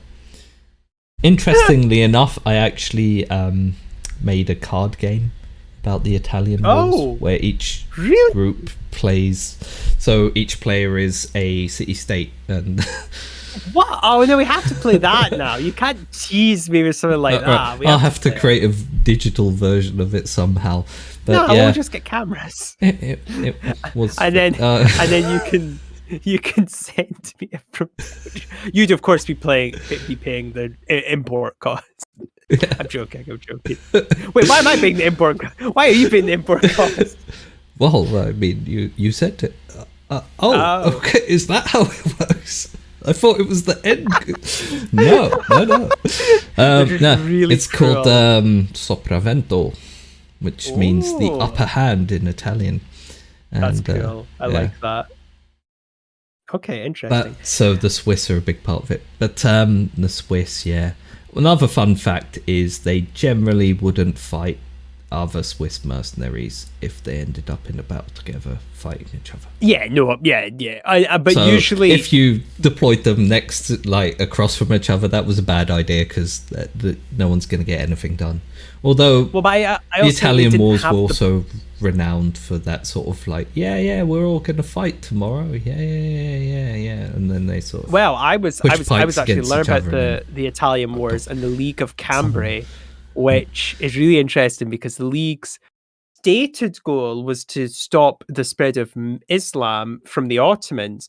But what the actual goal was, and they stated this, and we have to get rid of those damn Venetians for getting in our way of stopping the Ottomans. And you're like, wait a minute, what? The That doesn't make any sense. But the reason sailing is about. because, But the reason is because Venice was growing more powerful and they wanted to curb stomp it, basically. But they needed a justification. And they were like, "Oh, it's to stop the Ottomans." Of course, no, come here, Venice. We're going to take back all our shit. The Republic of Venice available. Yeah, no, pretty much. Sopravento. Yeah. The reason why I bring it up As a is because playable faction. No, sorry. Yeah, well, no, but the reason why I bring it up is because, as you said, there was a lot of deceit, and that literally is what happened. Once the Papal States and like Spain got their stuff back, they were like, "Well, we don't want France getting too powerful. We better fight France now." And France was going, "Well, we don't want the Holy Roman Empire getting too powerful in Italy. We should stop them." So basically, Venice survived solely because everyone else started drawing their swords out. Literally, it's like, "We've defeated Venice." Yes. Shing. No. Wait, are you pulling a sword on me? Oh, well, we better fight now. And the interesting thing is, like, Milan was the one who's like, "Yeah, come and help us. We're not doing great." No. And then they ended up quite possibly regretting that for a very long time. Because a bunch of French soldiers. Like, yes. Yeah, ooh, so you've got Milan. Some grain. Oh, yeah, that's nice here. Oh, and sure, some we'll wine. fight the rest of them, but yeah. That's my wine, though. Oh, and there's some bread, but that's my bread. Oh, and some meat, but that's... Okay, you know what? We're getting pretty sick of this, mister. You're just taking all our stuff. And then they were like, "Yeah, okay, then you can leave." But we'll stay here. No, you could leave. Yeah. Like, but I was in charge. You were. But French have shown up. Yes, it's amazing. The Middle Age, kind of late Middle Ages, and then into the early kind of modern era logic.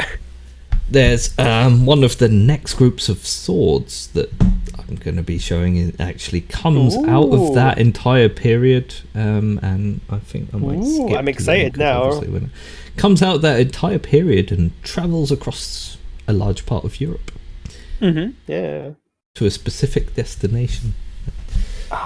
Lewis, I was also going to ask, when are you wanting to finish? Because we're going to be going to 2 hours soon. So how many swords do you have? Not that I'm saying I'm not enjoying this. I just was saying now. I think I'm going to cut out a few of the next ones and go straight to the rest of the Italian wars. No, that's totally fine. On. Yeah, no.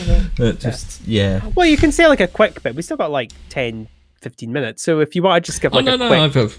I've got time to go a bit longer if you okay, excellent. want. Yeah, no, I'm fine. Just I also don't want to drag you out for because like the next lot I was going to throw out was daggers, and I wanted to see if that we might I'm those. fine. Do you want to do the daggers? Yeah, no, I'm fine to do it. You're the one that's 1 hour ahead of me, so I know it's 11 now for you. It's easy bin week. I just have to put the black bag outside today. So okay, that's no bother. Yeah, then let's go. I'm excited. Yeah. So from the rather large two-handed rapier, we will go to something a whole lot smaller. One of the other things why I threw out two-handed rapier is because you have a bunch of texts with people with short rapiers, people with long rapiers, and people with very, very, very long rapiers. Okay. Like, hey, it should be roughly the size of you, kind of thing, and held in one hand, and you sort of try and stab someone from very far away and hope they don't get close to you. And like, no, that's a terrible idea. Now, this one is a bit closer to home. For you, not for me. Is this like a... It is for me as well, technically, but... It's like a little stabby kind of one. It's ace, but like I said, we're on to daggers at the moment, so this is a specific form of dagger, and this comes round a little bit later than those whole... Well, than the first rapiers, so you're moving...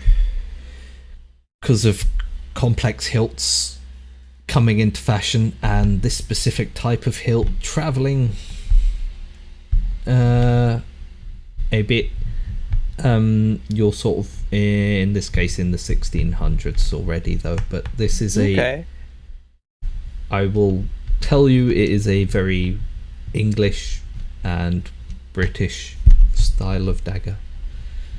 And I wonder if you can guess what it's called. Bubble Reg. Oh, I'm going to be terrible with names. I'm rubbish with names. Bubble Reg has got some interesting points. So it has a weird grip. Is it to go in your offhand while you wield a sword in main hand? And then the second point is, and the hilt looks like it's designed to catch incoming sword blades.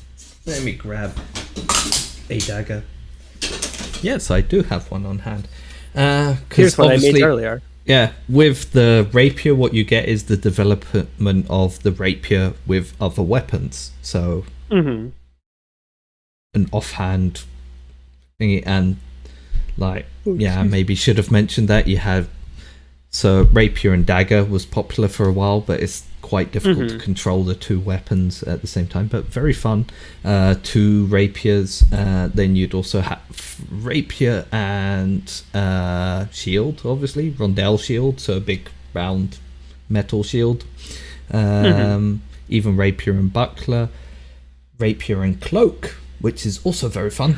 Oh, like an actual cloak. Big So your traveling cloak, you take it off, you wrap it around your arm, and leave a leg's length sort of hanging down, and you can use that to parry with, because the cloth that they had at the time, the sort of travel cloth, was thick enough, that hitting it slows the weapon down if you have a length of it across your arm, like the entire length of your arm. If you can catch it like that, then it will slow it down. And then things like rapier and lantern, because when duels started getting outlawed, they were like, no, we're going to fight anyway, but then we need a lantern. And then they created specific types of lanterns that only had a forward-facing small arc, so that they could duel each other at night without night watchmen seeing. Yeah, exactly. That's so cool. But anyway, this specific type is a sail dagger, because it's got this sort of sail-shaped thingy. And in this case, what it is it protects your hand, but you can use it as a main weapon as well. The one there is fairly specifically a main weapon in a specific context, and maybe an offhand weapon in other contexts. So I'm presuming it was duelled with something then. So you had like another sword, or was it just for the dagger dueling? Well, in the context of its name, where it gets its name from, it was a singular weapon. Is it just a dueling dagger? It's a dagger one duel? No, this time they it is a simple name based on if you know its entire context, because seemingly that's what they like. But the context implies where it was used rather than how it was used. Oh, I don't know then. I can't think. Is it just a part of Britain and that's its name? So like a Surrey knife? Not a part of Britain, a place you'd go to.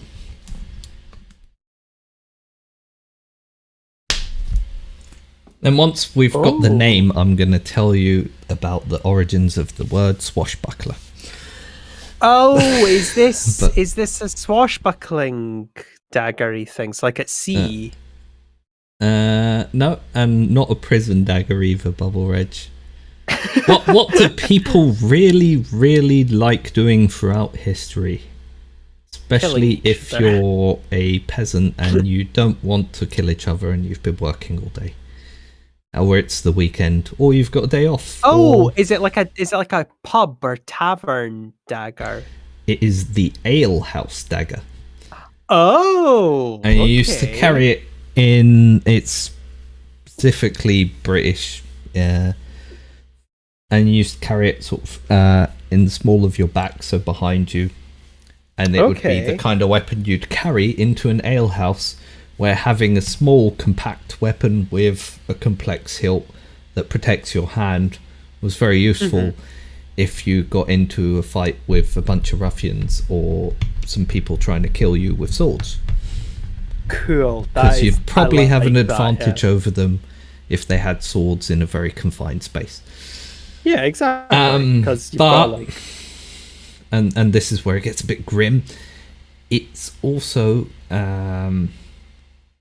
either very similar to or exactly the same design as what would also be known as a Reaver dagger. oh, Reavers were like really. Yeah, I think you probably know the history of the border Reavers and the clashes between an entire part of the border between Scotland and England, that they were basically like, none of us are going to touch this. This is, wow. They're just fighting each other all the time. And the only people they'd ever fight other than themselves is us. So we'll just not touch it. Yeah, that's very true. Okay, interesting. And in that context, it would have been paired with something like a mortuary hilt or something. But continue with daggers, because you wanted this one. So that one is one specific to the British Isles. This one is one that falls in that small period of time where the dagger was paired with rapiers and stuff like that. Okay. You probably know what this one is. You vastly overestimate. No, I can't think. I'm not good with names. Okay.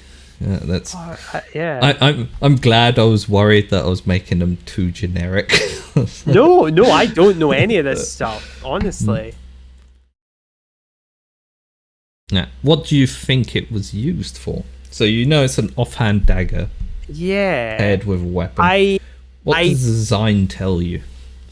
Well, I was about to say it looks kind of like saw teeth, but it's not really saw teeth. A bread knife, double edge. It does big bread knife. Yeah. What do you think the purpose of those gaps and then the Well, you could catch a blade with them, surely, or you could stab someone and like fuck them up really badly. But do both those things with it, But if you caught a blade with it. Oh, could you snap a blade with it? That's the idea. Oh, so that's like a sword breaker dagger. Oh, it's literally called a sword breaker dagger. And there's lots of variations on that with different kinds of. But the idea is you can catch a weapon in the gaps and then twist it, snap their weapon. But more often than not, what happens is you bend their weapon. But that's just as good, because like if your point and your weapon is suddenly like that, it becomes very difficult for you to aim it at someone. Yeah, that's very true. So it doesn't really need to break a weapon, but it can. That's cool. Never bring one of those to, like, never try and fence with one of those in a historical fencing bout. People will be very upset. Especially if you bend their blades. Yeah, they're nice, expensive sword. Because new blades cost money. That is very true. That's so cool. Okay. Yeah. Wow. And that's daggers. And just like there were hundreds of different types of daggers throughout the entire period, because it was the most common sidearm or weapon that people would have on you. And you can use them if they're pedestrian for other things. Yeah, that one, they're generally referred to as a mangosh, even though I'm showing you it in my right hand because I'm left-handed, so it would have been like that. So a mangosh, so a left-hand weapon that is paired with your proper weapon that you've got in your other hand. And then you have sail daggers. You had, just in parrying daggers, then you had trident daggers. So it's one with a little button and it goes... Oh, cool. Like and you can catch a sword on it. Wow. And a bunch of daggers like that they made little sneaky tricks into with little buttons, because it sort of shows in comparison to previous weapons like the longsword and things, that there was this growing mechanical knowledge as well. Like the development of complex hilts and the ability to create just a weapon that could be in common use that could open up and things like that. Plus, that would scare the fuck out your opponent. Yeah. Hiya! Wow! It has 3! It's 3 knives in one. Oh no. But before that, you had things like the Rondelle Dagger is the most common one from the... This is a trainer. Oh! Because dagger training is really fun as a warm-up.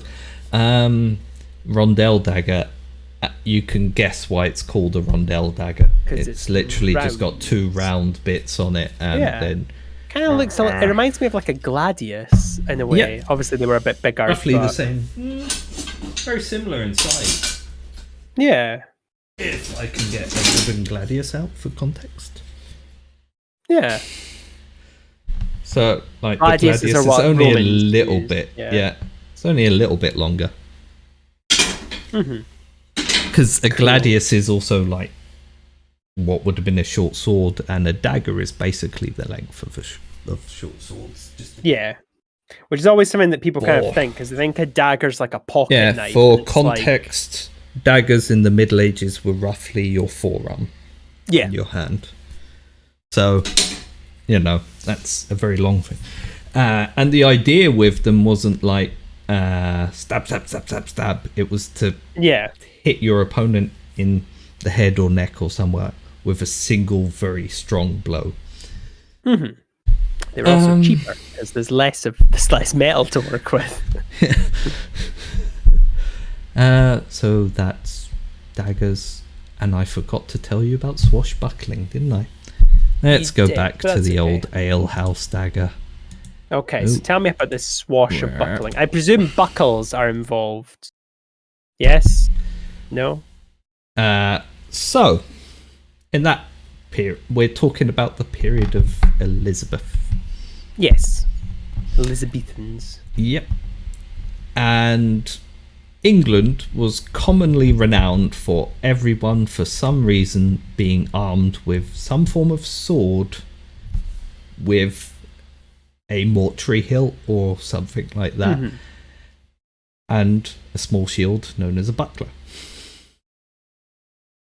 And one of the popular pastimes, except for going into alehouses with their alehouse dagger and fucking each other up, was it's the work week has ended, in as far as the work week ever ended, but now is our designated night for going out drinking. The youth of the towns would gather into big bravado gangs with their blunt swords, with these complex hilts and bucklers, and they would smash them together, creating a sound known as swashbuckling, to antagonize and entice other similar gangs who are also walking through the street smashing their things together, to come and see if they were hard enough and then battle it out. Cool. And really it was renowned for being quite violent, but also not as deadly or as violent as you'll probably imagine. It was basically like gangs of young people having a big punch up on a Friday night for the fun of it, because that's fun. Well, it is. It's the bravado. Okay, Bubble Reg, thank you. Thank you for joining us. Thanks for coming. The rest will be up on YouTube when there's only a couple more bits to go, so it's okay. I'm enjoying this. Yeah. But there you go, swashbuckling. Okay. And that, to be honest, reminds me of one fencing master that I haven't talked about yet, but will I talk about it? The age-old troll of English fencing. A fencing troll. I must know more. It's just the like, in that Elizabethan period. But really, I'll talk about it when we get to it in this section, because we're getting towards that Elizabethan period anyway in this section. So, what's this? Yeah, I mean, it's over several thousand years. We haven't changed that much. So I'm just waiting for the picture to load. Yeah. Oh, hello. That's a sword on a sword. Oh, well, that's once again just like a zoom in of the hilt. And the background, I thought that was like a little sword No. sticking out, a bigger sword. I was about to say, oh my god. That would be horrendously pointless. Double sword. Swag. Swag points. So, is this a Scottish one? Not yet. You shouldn't have tempted me with that. Now I'm going to be like, everyone's Scottish. So again, I'm familiar with the hilt now, with the idea of like catching or deflecting a blade. Yeah.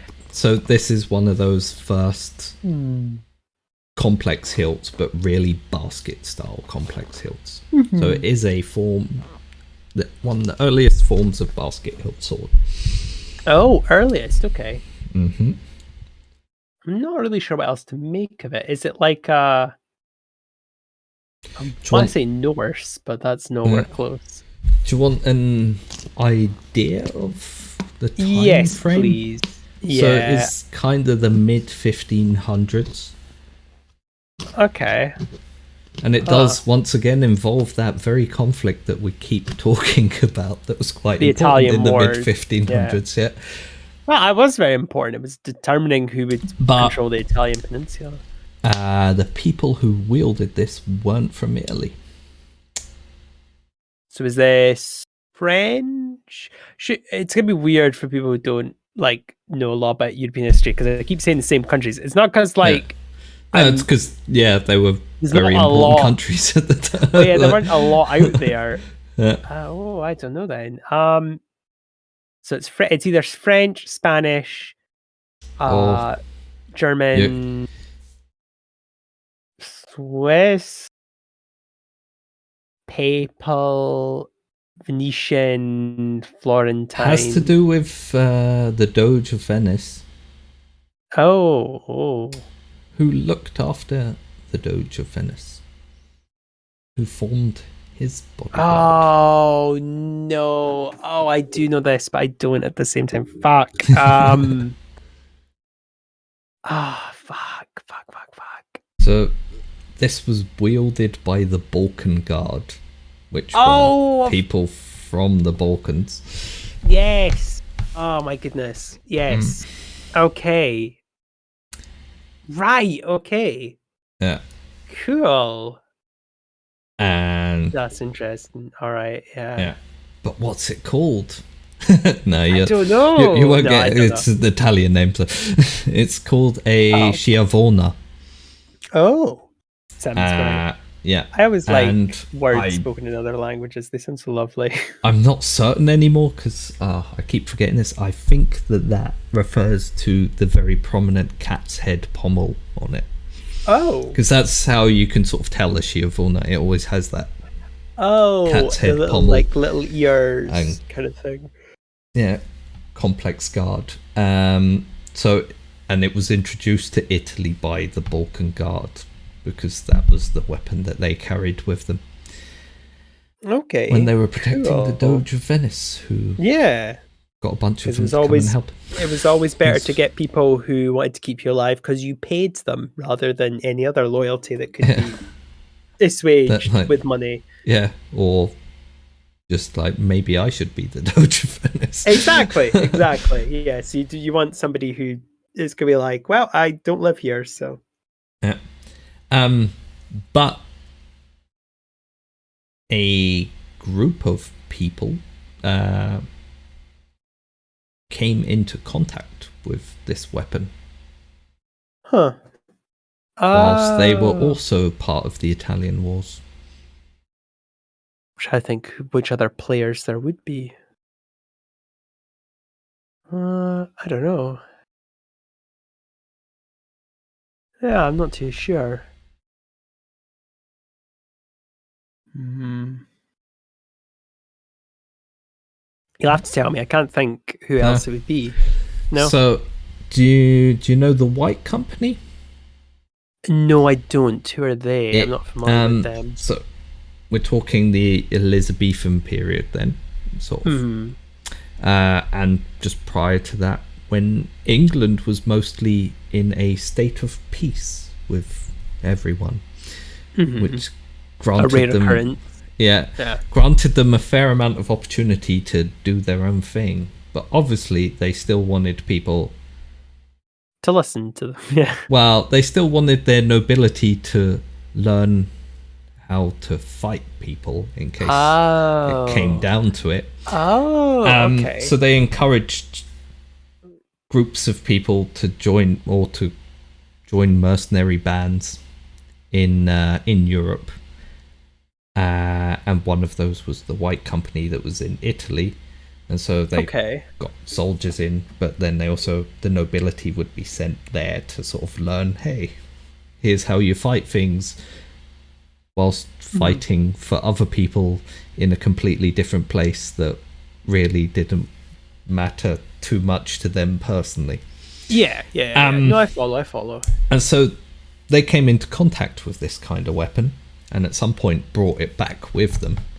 And then, well, there's also the Sinclair company that was in Germany and probably also in Italy roughly the same time. Sinclair, what was his first name? Can't remember. But Sinclair was Scottish.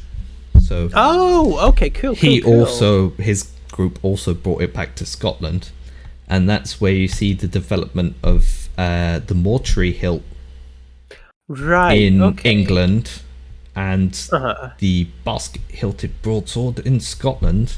So the mortuary hilt obviously became very important in the 1600s throughout the English Civil War, as the cavalry pretty much all carried one. And in Scotland, the basket hilt became nigh universal as a symbol of Scottish clan power. Yeah. It became a Scottish symbol. Yeah, that's really cool. And that's my one. Okay. Very cool. I like the connections. Wow. Ooh. It's fun also because essentially this forms a big knuckle duster as well. So they get too close, you can smack them on the mask with it. Exactly. So that became sort of the important weapons of the British Isles. Mortuary hilt, basket hilt. You also had a similar kind of weapon throughout the Holy Roman Empire, parts of Flanders and a bit of France as well, called the Walloon. Well, nowadays we call it a Walloon sword. That's the designation of the hilt, basically. I think in the Holy Roman Empire it's called the Hodie, and it's roughly similar to that as well. Yeah. And then the Sinclair hilt is also sort of a similar kind of thing, but more boxy. It sort of has a kind of clam bit over your hand, and that was what Sinclair brought back from fighting in Germany in one of those other wars of the period that went down in Germany. The 30 Years' War? Yep. Yeah. Okay. Yeah. That one. Yeah.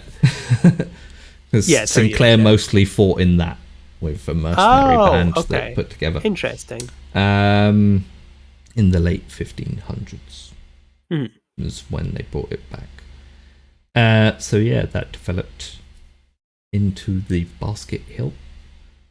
There was something else I was going to say about the basket hilt, but I can't remember it now. Yeah, the most important thing. What is it called in Gaelic? I don't know. I don't know. My Gaelic is rubbish. Yeah, sorry. No, but what is one of the most commonly associated swords with Scotland? I only know the claymore, so I don't know the.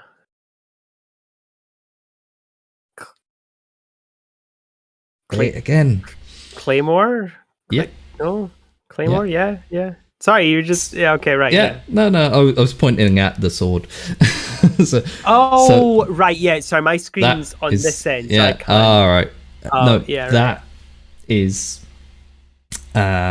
what Scottish texts meant when they were referring to a claymore.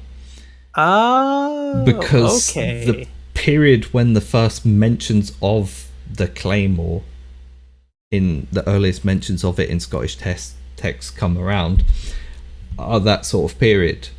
And in that period, we're talking moving towards, so you've got the 17th century and you're moving towards the sort of the 18th century. And the texts are talking about claymore, which is a big sword, or a broadsword in comparison to the other popular sword of the time, the small sword. Oh, yes. So the misconstruction is once again by our good friends the Victorians, who loved to ruin history for all of us. Yes. And they went, no, it's that big two-handed one, which has a different name that I cannot remember at the moment, but we'll try to look up at some point. Interesting. Okay. And the meaning of that is sword in two hands, like clay something else, but clay beg? Is it clay beg? Something like that. But it means, basically two-handed sword. Whereas a broad sword is this because it has a broader blade than the smaller contemporary small sword. So that's a claymore, and that's all I really wanted to say. That's awesome. Okay. Yeah. And now we're going to come to another, if I can find it. Probably finish off roughly with this. Okay. A final contemporary style sword of the small sword and the basket hilt and the saber. What is that? And it also has a lot of associations with Scotland. Waiting for the image to show up. Come on. Okay. Oh, is this like a cutlass? Is this like a cutlass? No. Okay. Is this like a navy sword though? Is this like a sword for the sea? It was very common in the 1700s and then became a regulation in the late 1700s for NCOs and officers. So for Army, Navy and Navy, because there wasn't anything else. Cavalry? Would the cavalry have used these? They wouldn't have used. They'd have had some form of saber, either a lightsaber if they were hussars or something like. If they were Jedi,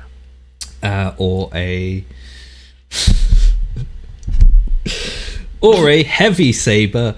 If they were I couldn't heavy resist cavalry. I know. Yeah. I just but they and then or a lance or something if they were lancers. But I'm not too sure then. It looks very familiar, but it's also very beautifully engraved. Sabers in a bit. Yeah, is a nice version, and that's the thing. You get a lot of versions like that of lots of swords throughout history, and they're the ones that end up on display as well because you clean them up nicely, and then you'd get the impression that either everyone had really horrible, mucky, half destroyed swords, or very pretty, super nice, shiny swords. Exactly. I'm not too sure. It looks very familiar to me, but I can't. Well, it probably looks very familiar because I just showed you a small sword. Yes. If you look at it, it's pretty much the same hilt to it. Mm-hmm. But a small sword has a triangular blade. Mm-hmm. What other weapon has a blade similar to that?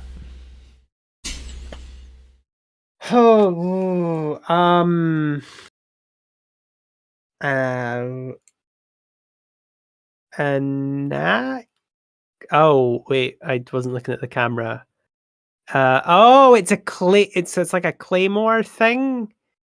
It's essentially what you'd get if a basket hilt and a small sword had a baby. Oh, okay, interesting. Not as heavy a blade as like the basket hilt has. Mm-hmm. But do you want to know what it's called? And you may well know it when I say it. You'll have to tell me, but I'll slap myself on the face. A spadroon. Nope. No, I'm not familiar with that. I've never heard of a spadroon. That's because it is the weird bastard child of swords. Right, okay. And I've heard of a dragoon, but not a spragoon. Okay, well, the spadroon was pretty much a very common officer's sword at that time. Right. So in spadroon is the English term for it and was used in Scotland as well, because the Scottish quite liked it, and it was even championed by a famous Scotsman at the time called Donald MacBain, who is now mostly famous for, I don't know if you've heard of a place called Soldier's Leap.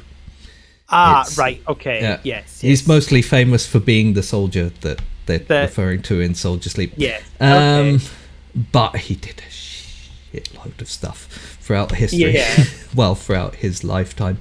He was also somewhat of a terrible rascal, and but he wrote a fencing treatise of his own / guide to shooting things with a cannon / autobiography called The Expert Swordsman's Companion, or The True Art of Self-Defense, with an account of the author's life and his transactions during the wars with France, to which is annexed The Art of Gunnery by Donald MacBain. I have a feeling that that's a purposeful, like, haha, I'll make this title like a paragraph long. That was just very common at the time. They're all like, oh, that. Really? They're like, okay. Here is the title. Here is the many subtitles. Okay, cool. But Donald MacBain had a crazy life, and then he wrote a treatise as well. It has some useful drawings. Well, useful drawings and stuff in it as well. Cool. Actually got into fencing because he got into a row with his NCO when he'd only just gotten into the army, and challenged him to a duel, but he didn't actually know how to duel or fight with a sword. So he tried to learn, didn't have enough time, fought the duel, got thoroughly thrashed.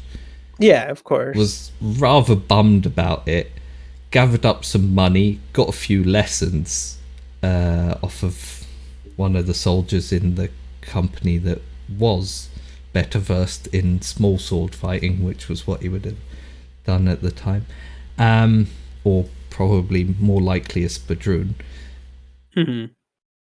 And then challenged the same person to a duel again and fought and won.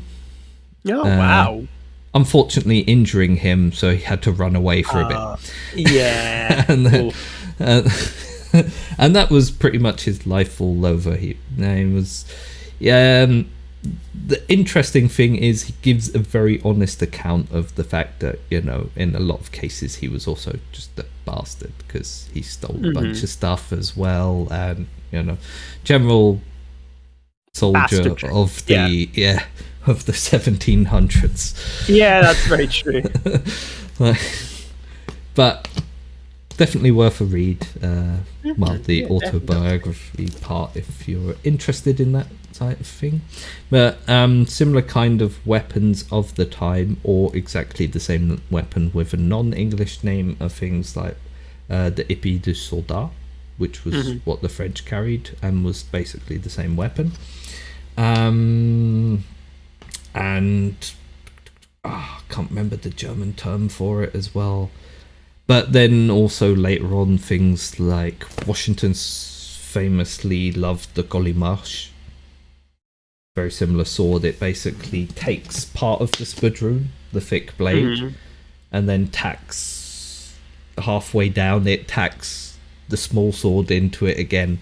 So it has a thick bladed bit at the back, and then tapers off into a small sword kind of interesting. thing at the front. But in 1786, so throughout the 1700s, it was pretty much the British Army's standard officer's sword for foot soldiers. But in 1786, it became the British Army's first actual regulation pattern sword. Oh, cool. When they regulated the pattern of the blade itself. And then in 1796, it became the first complete regulation pattern sword in the British Army when they regulated the hilt as well as the blade.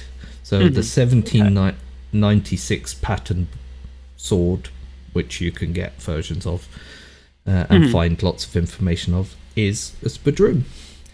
It was greatly loathed by everyone who had to use it. And even nowadays in historical fencing circles, there's debates on whether you like a spadroon or not if it doesn't mean that you have been hit on the head a few too many times at some point. Or, to be honest, I find it a fun weapon because it's heavier, a lot heavier than a small sword, obviously. But it really still has a lot of maneuverability, and it's like. Is that why it's disliked though? Because it's quite heavy and. I think it was also because the 1796 pattern was just pretty naff. And then they all ended up having to have one rather than beforehand they could just get a sword made for themselves and be like, this is my sword. Okay, yeah, I follow. Interesting. I think that's part of it as well, but that began that whole standardization because then, obviously onwards beyond that you have all of the various coveted saber patterns from the Napoleonic Wars onwards and so forth that historical sword collectors and collectors in general really love. But there you go. Started with the spadroon. Very nice. And to briefly end with a little bit of talk on sabers. Obviously, I mentioned the difference between a lightsaber, one that doesn't go. I know. Sorry, I couldn't. And a heavy saber as well. Yeah. Well, it would be. It's just a light saber rather than a heavy saber, and light, But why is there a difference, Nye? And what is it? You likely know this, so yes, I can let you handle this one. Well, you did say light and heavy cavalry, didn't you? Yeah. Like you did give that away. So it's to be light and heavy cavalry. So also have an infantry saber, but there you go. Oh, okay, interesting. So, for context, the reason why there was such a thing as light and heavy cavalry was to do with the roles that cavalry played. And while there has always been a distinction, they kind of changed around a bit. So, heavy cavalry's job was to break formations. Am I correct with that, Lewis? I might be a bit off. It's been a while since I looked at cavalry. Especially in the time when they had sabers, Yes. So, their job was to, basically in a similar sense to a shock unit, just punch through and cause disorder. Light cavalry would not be used for that. Light cavalry would be used, well, for one thing, light cavalry would be more used for things like scouting or reconnaissance, but then you would also use them for flanking, which is something you couldn't do so much with heavy cavalry. In terms of breeds, they would use fairer horses, so lighter breeds compared to the stockier ones. Although I should note the distinction wasn't like they were using like what's the word? They weren't like using like Clydesdales or something. It wasn't like horses that big. Ponies. Yeah, and exactly. Then someone like, yeah, nah, yeah. That's all I can really say much about light and heavy. But to be clear, the concept of having light troops of cavalry and heavy is like antiquity. Like the Romans, the Greeks had that concept as well. Although they had armor, that was what distinguished. Whereas the times we're talking about, heavy cavalry was more heavy focused. cavalry still. Oh, did they have cuirasses?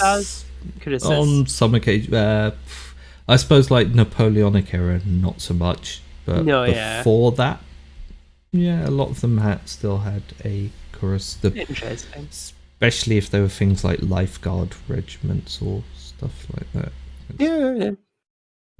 And cuirassiers. As in cuirassiers. I know. A specific type of cuirassier wearing heavy cavalry. Dragoons were heavy cavalry, weren't they? Because they used pistols. Dragoons were their own special kind of cavalry, because they were pretty much the idea was they could be kind of implemented as cavalry, but usually weren't. They were usually rode up to where they were fighting and dismounted. Gotcha. Dragoons were pretty much like they were the people in the trenches of the cavalry world, because they were the rough soldiers who had to do all the hard work,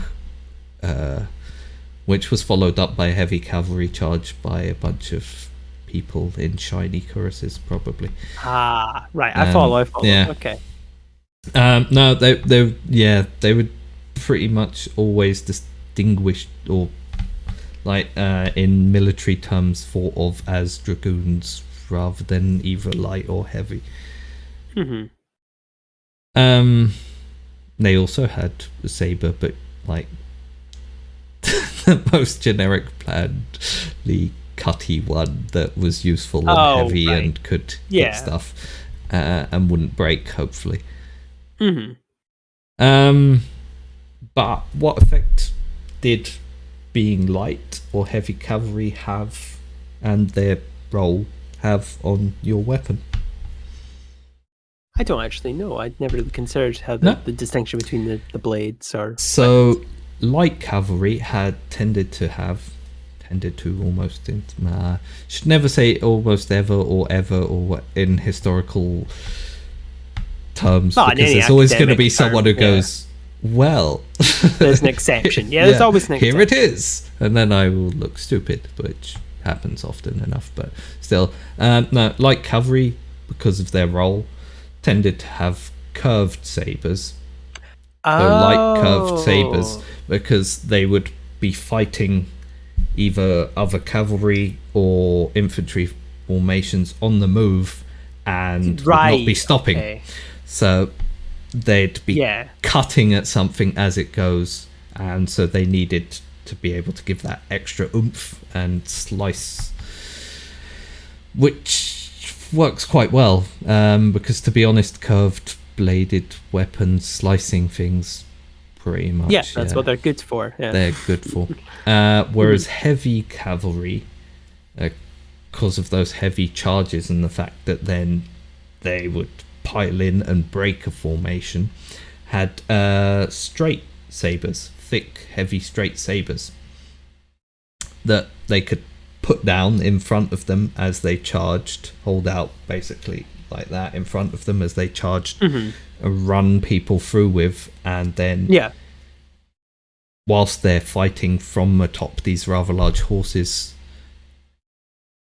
they could hit people on the head with it. And because they're not like just galloping through and running off, coming back around, maybe doing it again, they're charging into something and breaking the formation and utterly shattering it by hitting everyone they come across along the head or stabbing them with their very straight, heavy saber. Oof.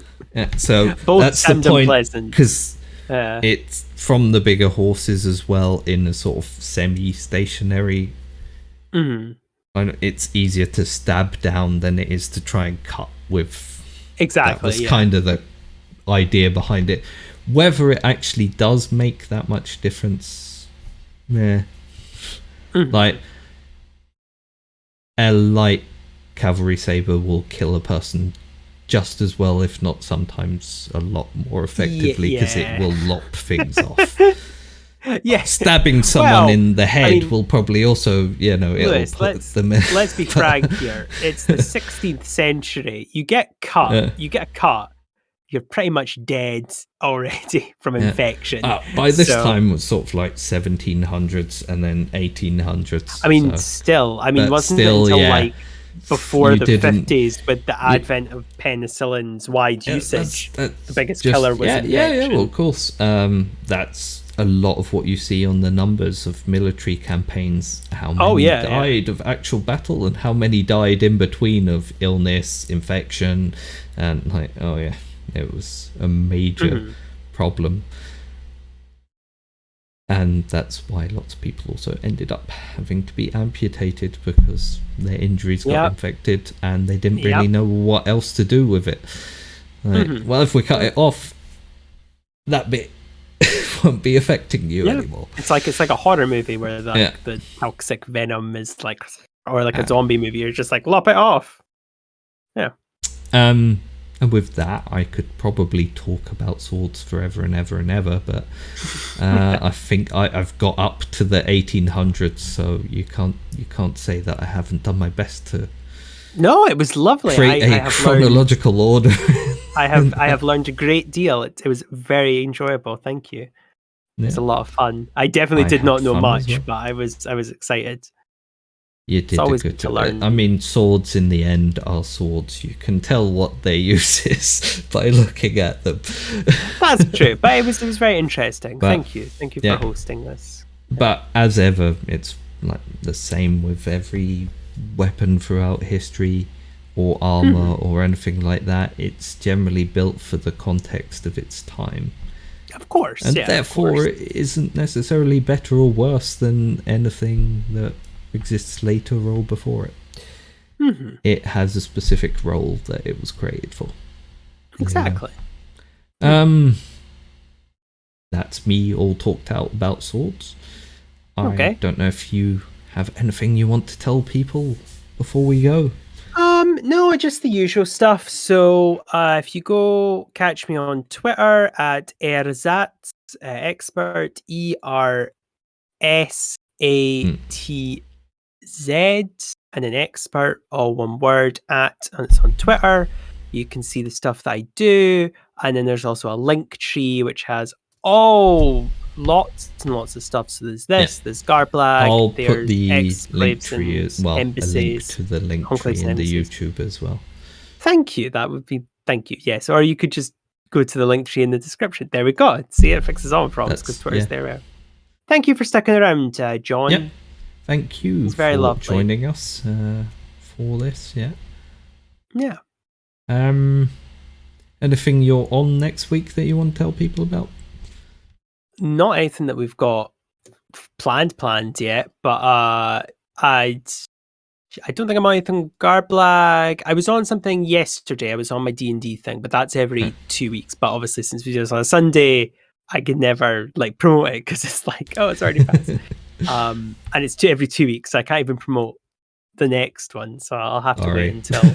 No, it's all right. I'll have to wait until next week before I can be come Saturday. But that was a lot of fun. I'm not sure about Garblag. Everything's a bit in flux at the moment, so I'll have to see what I can jump in on. What games are available? I'm on Wrath and Glory on Wednesday. Yeah, you are. That'll be fun to watch. And Star Trek on Thursday, which is pretty fun. Yeah. Other than that, I think that's everything I'm doing next week as well.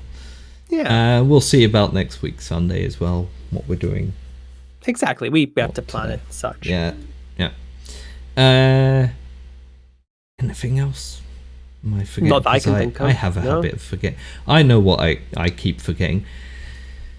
please like and subscribe and follow on YouTube and Twitch and the like, because the more that you helps a lot.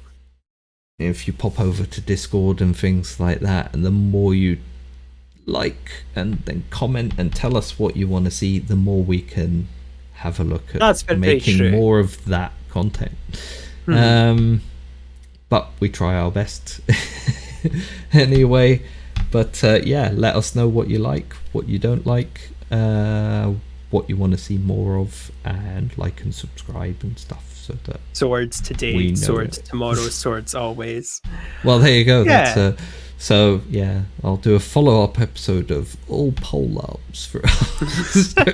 we'll probably swords on sticks. Yeah, I think we're probably actually gonna talk about it once the stream ends. But like, I think we're gonna probably do Natters about like military history and stuff, but it's not going to become what the channel is. Like, we do have other stuff we want to do. It's just they're bigger projects that require more planning. We're still so these are just planning stuff, and these are nice things to have a little chat with everyone about. If next week we've not got stuff planned, it'll probably be this again. But that's not a bad thing. We love doing this. It's just and it doesn't have to be military history. It can be it can be any type of history. So any type of history. Yeah. Well, yeah. I think with that, I will let everyone go and say good night from us, and stay safe and stay gaming. Good night. Bye.